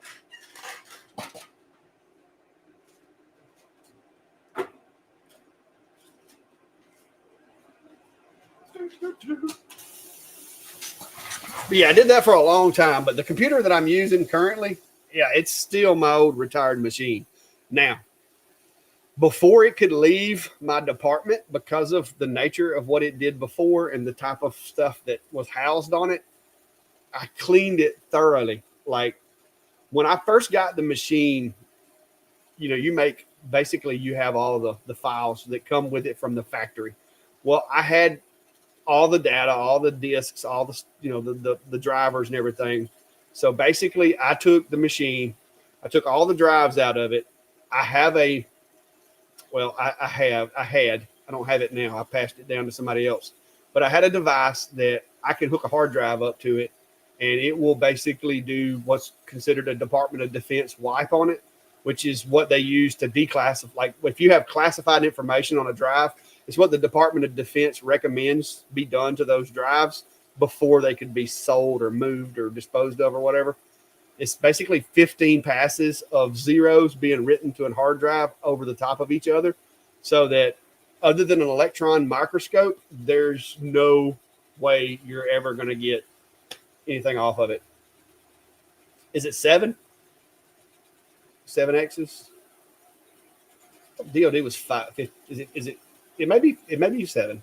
Anyway, I used to do a 15 pass, and it would take like a week to do a drive, because this machine, you just basically plug it up to the hard drive, and this is a touchpad, so it can't store data or nothing. And all it does is it just literally blows the brains out of the hard drive and just wipes it completely. I did that to the drives, drilled holes in them, and then put them in a dumpster.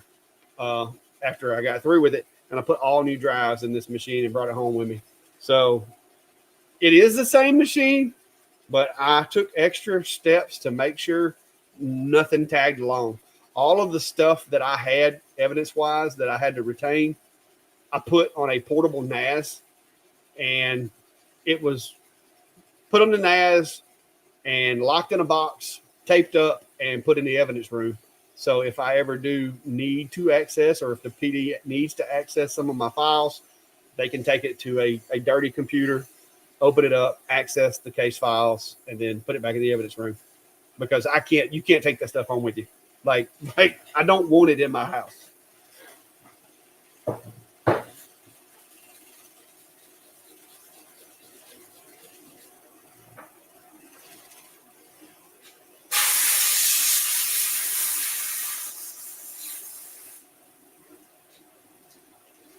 Yeah, now that you say that, I think a DOD is 7. But I think I have mine set to 15. But yeah.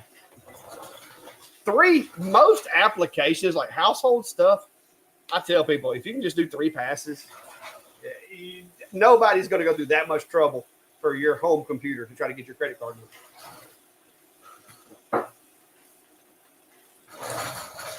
But yeah, I had fun with it. It was chasing on, but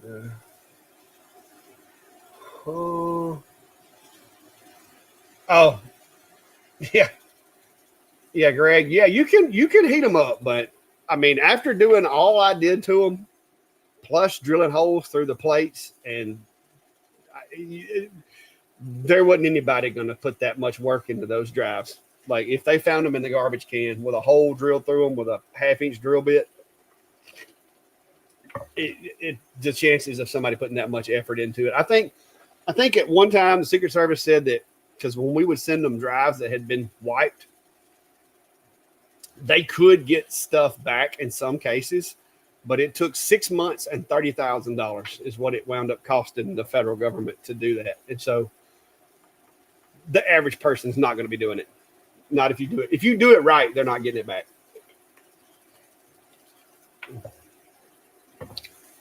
Yeah, Jack said I got a video on removing old data from my hard drive. I use an 8mm. Yeah, I mean, I've got software that can do it, and I still have some softwares from my days because like it never fails. Somebody will call me and go, "Hey, man, my wife messed around and deleted all my deer pictures off my SD card, and I had the biggest deer I ever saw on this SD card. Can you help me out?" And so I'm like, bring it to me. And so I do have softwares that I can rejuvenate stuff if need be. It's not something that I do a lot. It's not something that I advertise, but I have amassed quite the collection of software over the years, as well as skills. Because when I first started doing computer forensics, like we had to actually carve files. Like you had to go into the hex code and look for headers and carve them that way. Eventually, we wound up getting it to where you could load a software, let it run overnight, come into work the next day, and there's all your stuff. That was much, much better. So, yeah, but see, inside my little folder of stuff, I have certain other softwares that I can use to bring back things from the dead if I need to. But typically that's getting to where it's less frequent because I got a buddy of mine that's doing what I did. He took over after I got out of it. And so I just send them to him. I'm like, go talk to him. He's got all his stuff. He's set up to do it still. Let him do it. Now, this machine that I'm using still has a rot blocker and everything built into it. So, I mean, I could, but the machine is getting some age on it. It just takes a long time.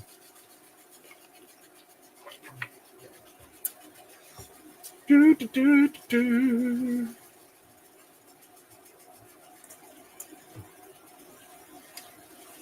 Yeah, great. The software's nice to have laying around. Like I said, I used to before I got into doing computer forensics officially.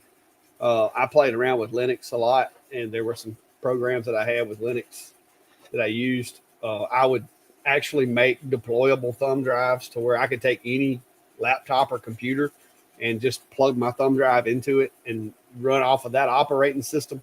Which is some of the ways that we do computer forensic stuff is we actually boot into a different operating system and leave you want to leave the main operating system.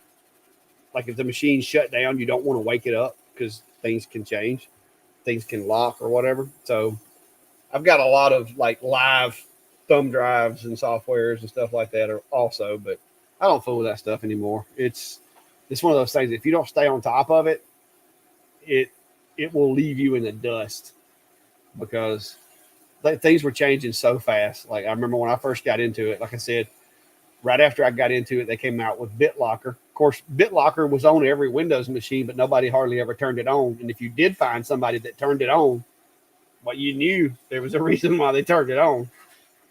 So it was fun. I enjoyed it. It was cat and mouse games to me for a long time. It was kind of like hide and seek, like adult hide and seek. They would try to hide it. I'd try to find it, and made some good saves. There were a few times that I actually got a hold of somebody that was an actual offender instead of just a collector, and those are the good ones. When you can get one that's an offender and stop them from offending, those are the good ones. The collectors, typically. They go through phases, and the collectors, yeah, it was bad, but it didn't give you that same gotcha as when you got an actual offender, somebody that was taking advantage of folks. It's a bigger reward, I guess I would say, than just the guy that's collecting stuff he finds on the internet. Collectors usually end up offenders, but anyway, that's a whole big rabbit hole.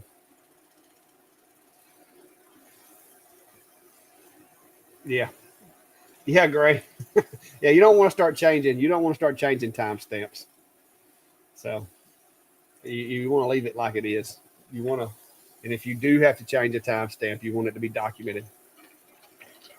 Why and how it got changed. So. Yeah, it was fun stuff. Like I said, I've been out of it for a long time. Cell phones kind of became my specialty like early on, and were up until I quit doing it. Oh wow, that one turned out nice.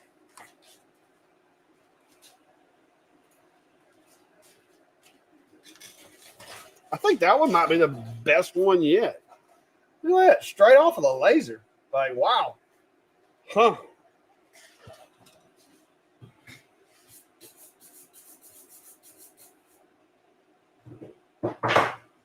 What the heck? How did that get back on there? Stand by.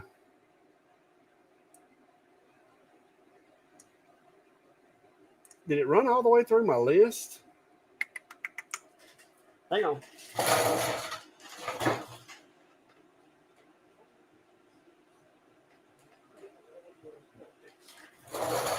I had an extra brick.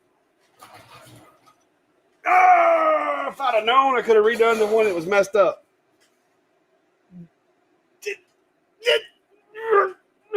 They sent me an extra brick.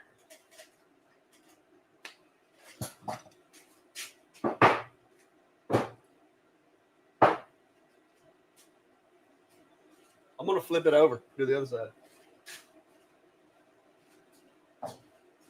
We'll try to redo the one that looks so bad.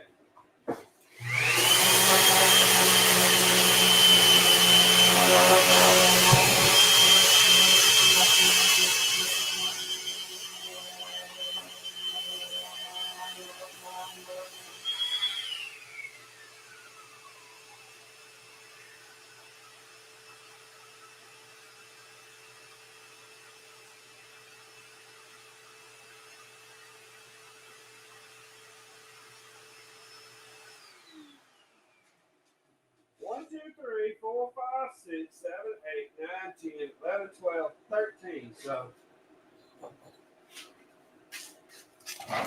this is the one I want to try to redo. This was Sandra what number was Sandra? She's going to be 4 or 3. Should be 3 on this. So let's see this. Man, I should have been paying attention. I was over here talking, wasn't paying attention. So Sandra had Henley 2014. So yeah.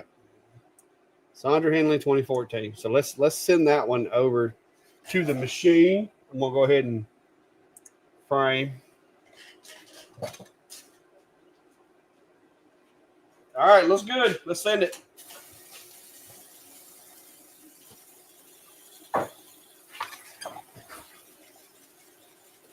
I am not believing that. If I'd have been paying attention. Oh, I had an extra brick, didn't even know it.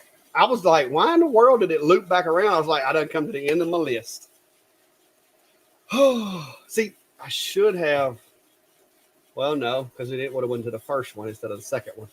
I was gonna say I should have just put a space in there. Which I still have the back of that one too. I forgot about that. I could still flip this one over. There's a chance that maybe the back's not the same as the front. So.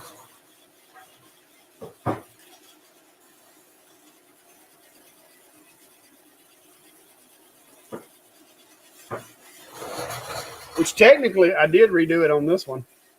I got so many of these things.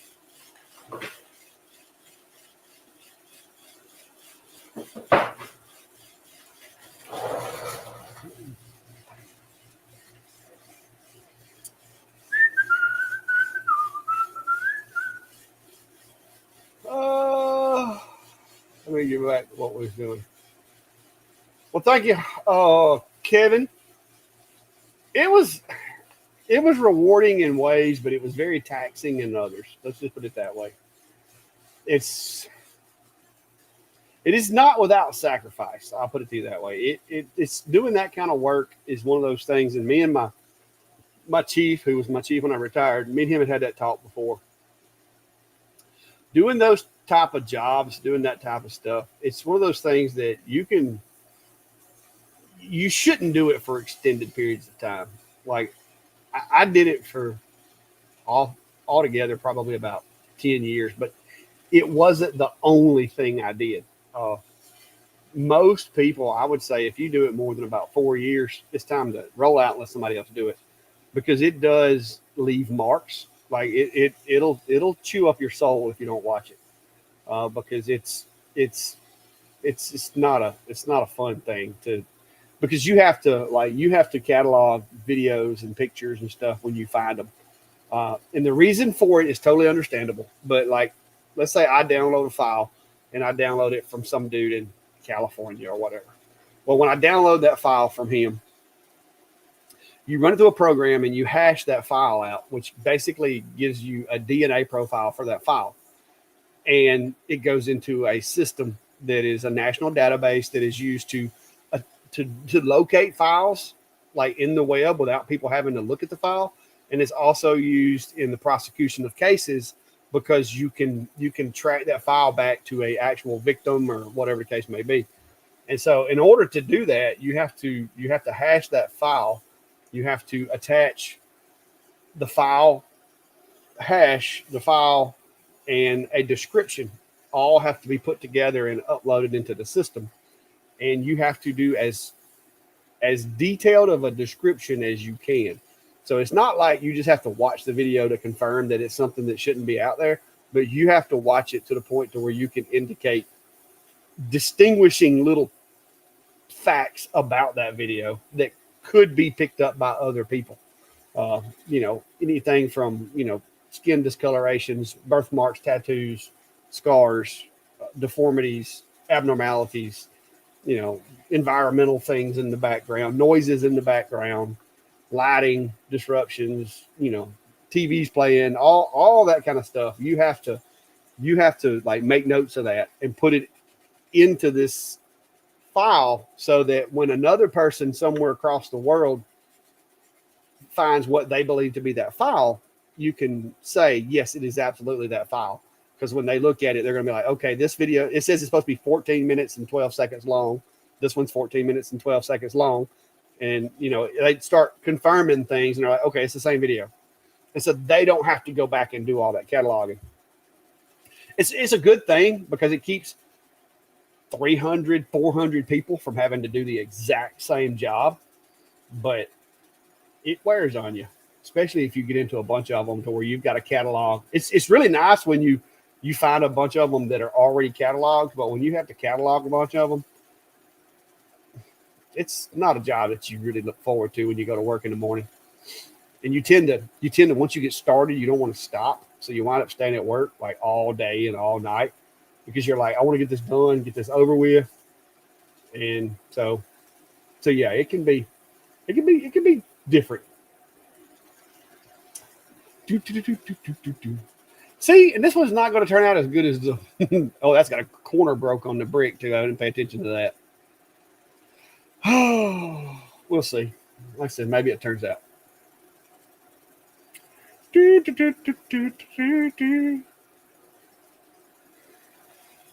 Yeah, Jack. I like Linux-based stuff. Don't get me wrong, but in doing what I do with these machines and everything now, it's a little more limiting. And I've gotten to where I would rather have more access to different programs. So I've been running Windows for quite a while now. And I have a MacBook also, a laptop, but and just for running the machines, I prefer Windows. So what's up, Brad? How are you, sir? We about to wind it down. I've been on here way too long. I done had y'all guys on here almost 4 hours now. I think this may be a record. But I guess that's what happens when you get retired and you really ain't got nowhere to be. I didn't plan on being on here this long. When we first started doing this, there were some issues with the bricks not wanting to engrave properly.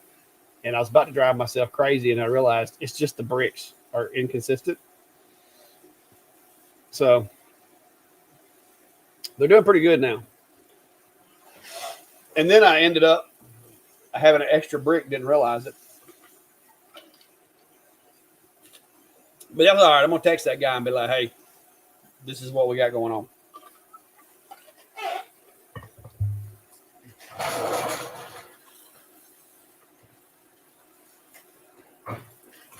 If this one doesn't look good, I'm going to turn the one that we did. I'm going to turn it around and redo it. But you can see, for the most part, those guys look pretty good. I'm pleased with those. Let's see what this one looks like now that we've redone it again.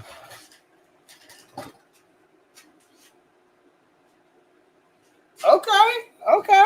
All right. I mean, I can work with that. It's got a little chip on the corner, but you know what? I mean, that ain't terrible. It's got this on the back that turned out great. I think I want to try so that it doesn't have the chip on the corner. I think I want to try this one. I mean, at this point, that's what we got, and then this one with the chip. So let me try it on this side. Now, one thing that we've got to do is I've got to make sure. Whoa, about missed my chair there, guys. I got to make sure to have it on the right one. So we got that set up. That's the Sandra Henley. That's the one that we want. So when you hit the test button, it basically tells you what it's going to be, or you can hit preview and it'll show you what it's going to be. But the test button just, it works. It works really well. So I'm going to run this one more time on this other brick, and we'll see how it works out. So if I can get this one to get dark as the rest of them, I'll be okay with that. What I'm going to do is I'm going to take and probably put like painter's tape on the ones that I'm like, hey, don't use this one. Or maybe I put them back in the laser and just put X's all over it or something. But those sides can be the side that goes in the dirt. Or he can just bring me another one and we'll redo it completely. Whichever they want to do. I'm pretty sure the bricks aren't that expensive since that they're recycled or reused or leftovers or whatever. Brad said he's just out running the CNC and trying not to break any bits. Well, if you do, you can go check out my buddy Cody over at Cadence Manufacturing. He's got plenty of bits over there. That's where I get mine. I break a lot of them. Well, I don't know if I'd say a lot. Okay, maybe a lot. Okay, I break a few of them. Steve would say I break a lot, but I generally try to limit myself to like 2 bits every 3 months. But the truth is, they're probably, when I break them, they're probably already getting, worn out where I need to replace them anyway. Because I am bad to just use those things until I can't use them no more. Those chairs looks, what chairs? Chairs look sick.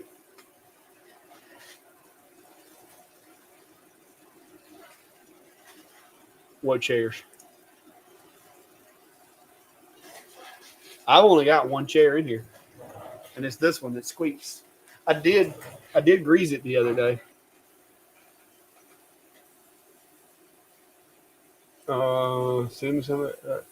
Hey, if you change your name to Blue Cross Blue Shield Insurance, I'll send it to you because that's where it's going. Pay my insurance. I'll gladly send you what's left over because there ain't no. I've had to put money with it. Those chairs. I don't know what chairs you're talking about. Yeah, I wish I did have like a whole bunch of money. That'd be nice. Yeah, this chair right here needs to be replaced anyway. But I did grease it the other day. I turned it upside down and put some grease. It's not squeaking as bad, but it's still squeaky as all get out. I just can't make myself replace it because it still works. And no matter what I put in here, it's going to get dusty. I need to take this outside and blow it out with an air hose. I can always tell when my chair is getting too much dust in the fabric because when I get up and down, like I can get up out of this chair, and if I touch something, we find something to touch that's close to the mic. Oh, yep. I don't know if you heard that or not, but well, let me get back in it. Let me just actually touch the mic itself. I know you'll be able to hear that. I don't know if you heard that pop. Yeah, that's static electricity. This chair, I need to get me a piece of chain or something and tie to it and like drag it around like there wasn't curb feelers we used to have back in the 80s. Viper industrial chairs. I'll have to look at that. Steve's got an expensive chair over at his place. This one is not an expensive chair. Viper industrial chairs. Oh yeah, that looks like. Oh my gosh, sheet. That thing better come with it better have a warmer or massage or something built into it. That's an expensive looking chair. Yeah, no, that ain't what I got. Hang on, I'll show you what I got. I'll show you what I got, guys. Y'all want to talk about YouTube money? I'll show you what I got. Hang on, where's my orders? My orders. Let's see, chair. It ain't gonna be this year. It's gonna be a few years ago. Oh, there it is.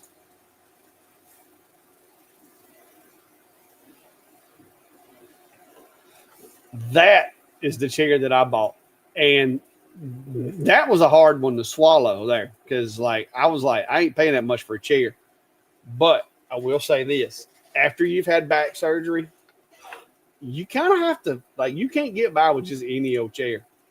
Like I was like, okay, I've got to have something a little nicer because before I bought this one, I was sitting on a stool, and it just got to where I don't know if y'all can see me in the lives. I'd be like constantly twisting and turning, and so I got this one, which this one works pretty good.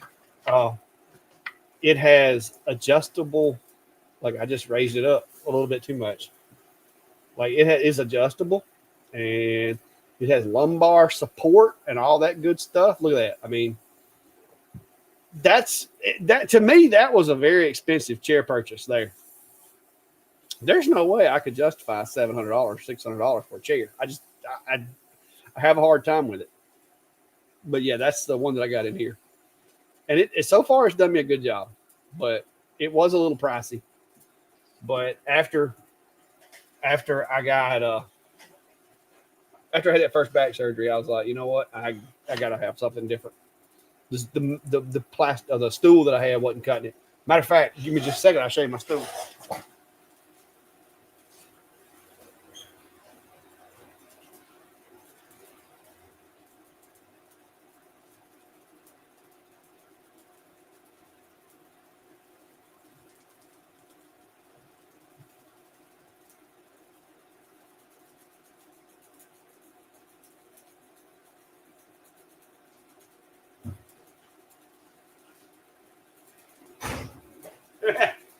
That is what I sat on until I had my first surgery.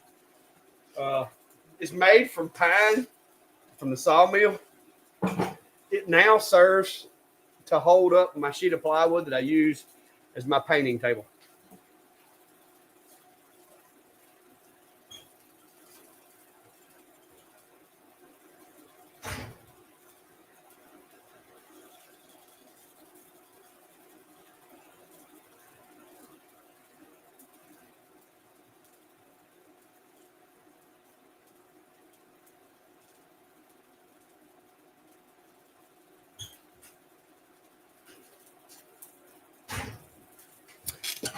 Whew.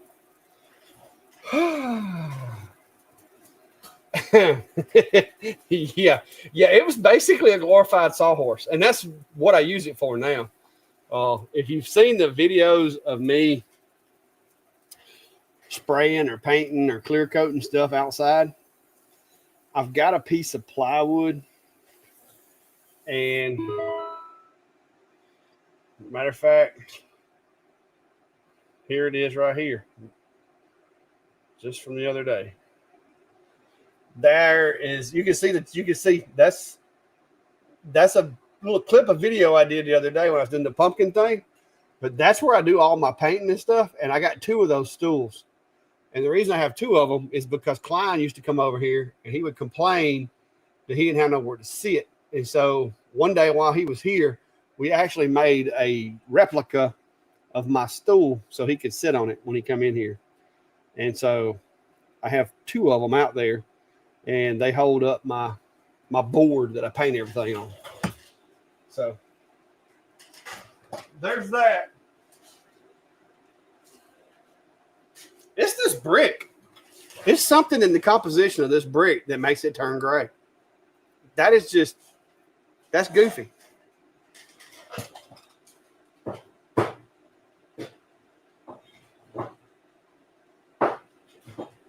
All right, where's the one that I had? What do I do with it?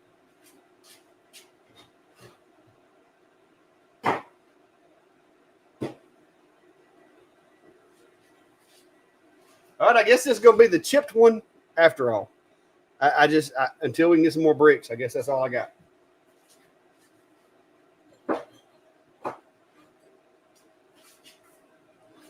Because this one, no matter what side I do, it's just gray. It's something in this brick. So.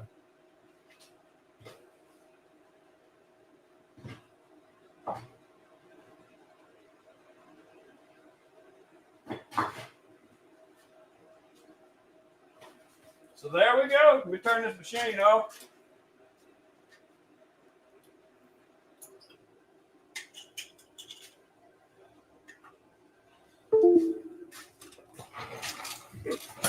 Turn the machine off. Turn my fan off. I can put these up. Got my lens cover back on over there. Look at that. I can take them.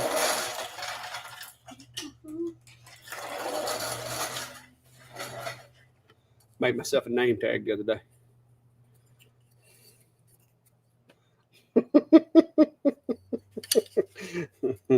I was making everybody else name tags, so I made me one. All right, I think that's everything put up. Nope, hang on. I got stuff sitting out over here.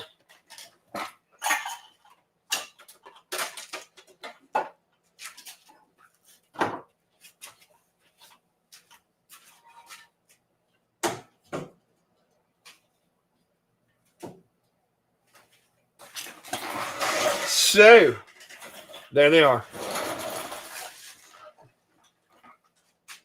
So, all in all, I mean, mostly a success.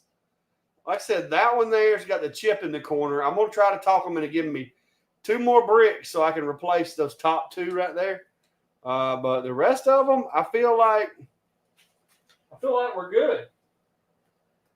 Like those 2 right there, you can see that one. That's the one that I did earlier that's got the crack on the corner. It's not terrible. That one, it's just something about the brick. It's got too much variation. So I think I want to get another brick and try that one. But a lot of these guys, I'm going to be honest with you, they look really good.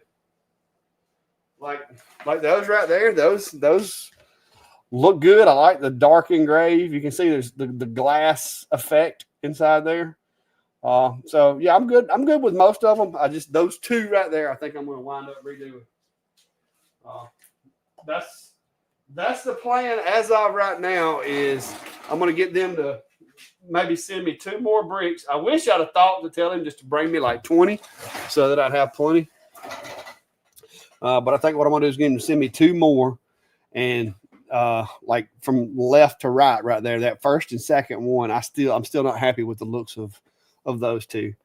So yeah, I think I'm gonna see about getting them to send me 2 more and redo those. But all in all, I think it was a mostly success.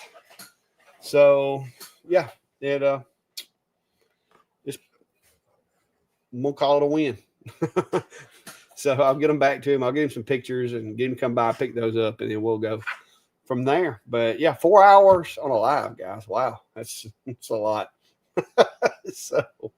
So anyway, I hope you enjoyed it. I hope you got to hang out. And I know my wife has been in there working on some food and stuff. And she just got home a little while ago. Well, it's been a couple hours now, but she got home a little while ago, so we'll go hang out with her. But I'll be out here, I guess, probably the rest of. Well, I gotta go get some supplies because I've got a bunch of stove covers. I've got 10 stove covers I've got to make this week. So I'm gonna be working on those. And if you guys want to just hang out while I'm working on stove covers, we might can do that too. Who knows? But yeah, I'll get back with you guys. But appreciate you stopping by. And if you want to, like I said, if you're getting into these kind of machines or whatever, and you're interested in one of the Omtechs, be sure if you're going to buy one, use a affiliate link anyway. So I get a little bit of a pushback from them. But until next time, guys, be safe, and y'all have a good day, and we'll see you. If we don't see you before then, we'll see you Sunday. Be good, guys.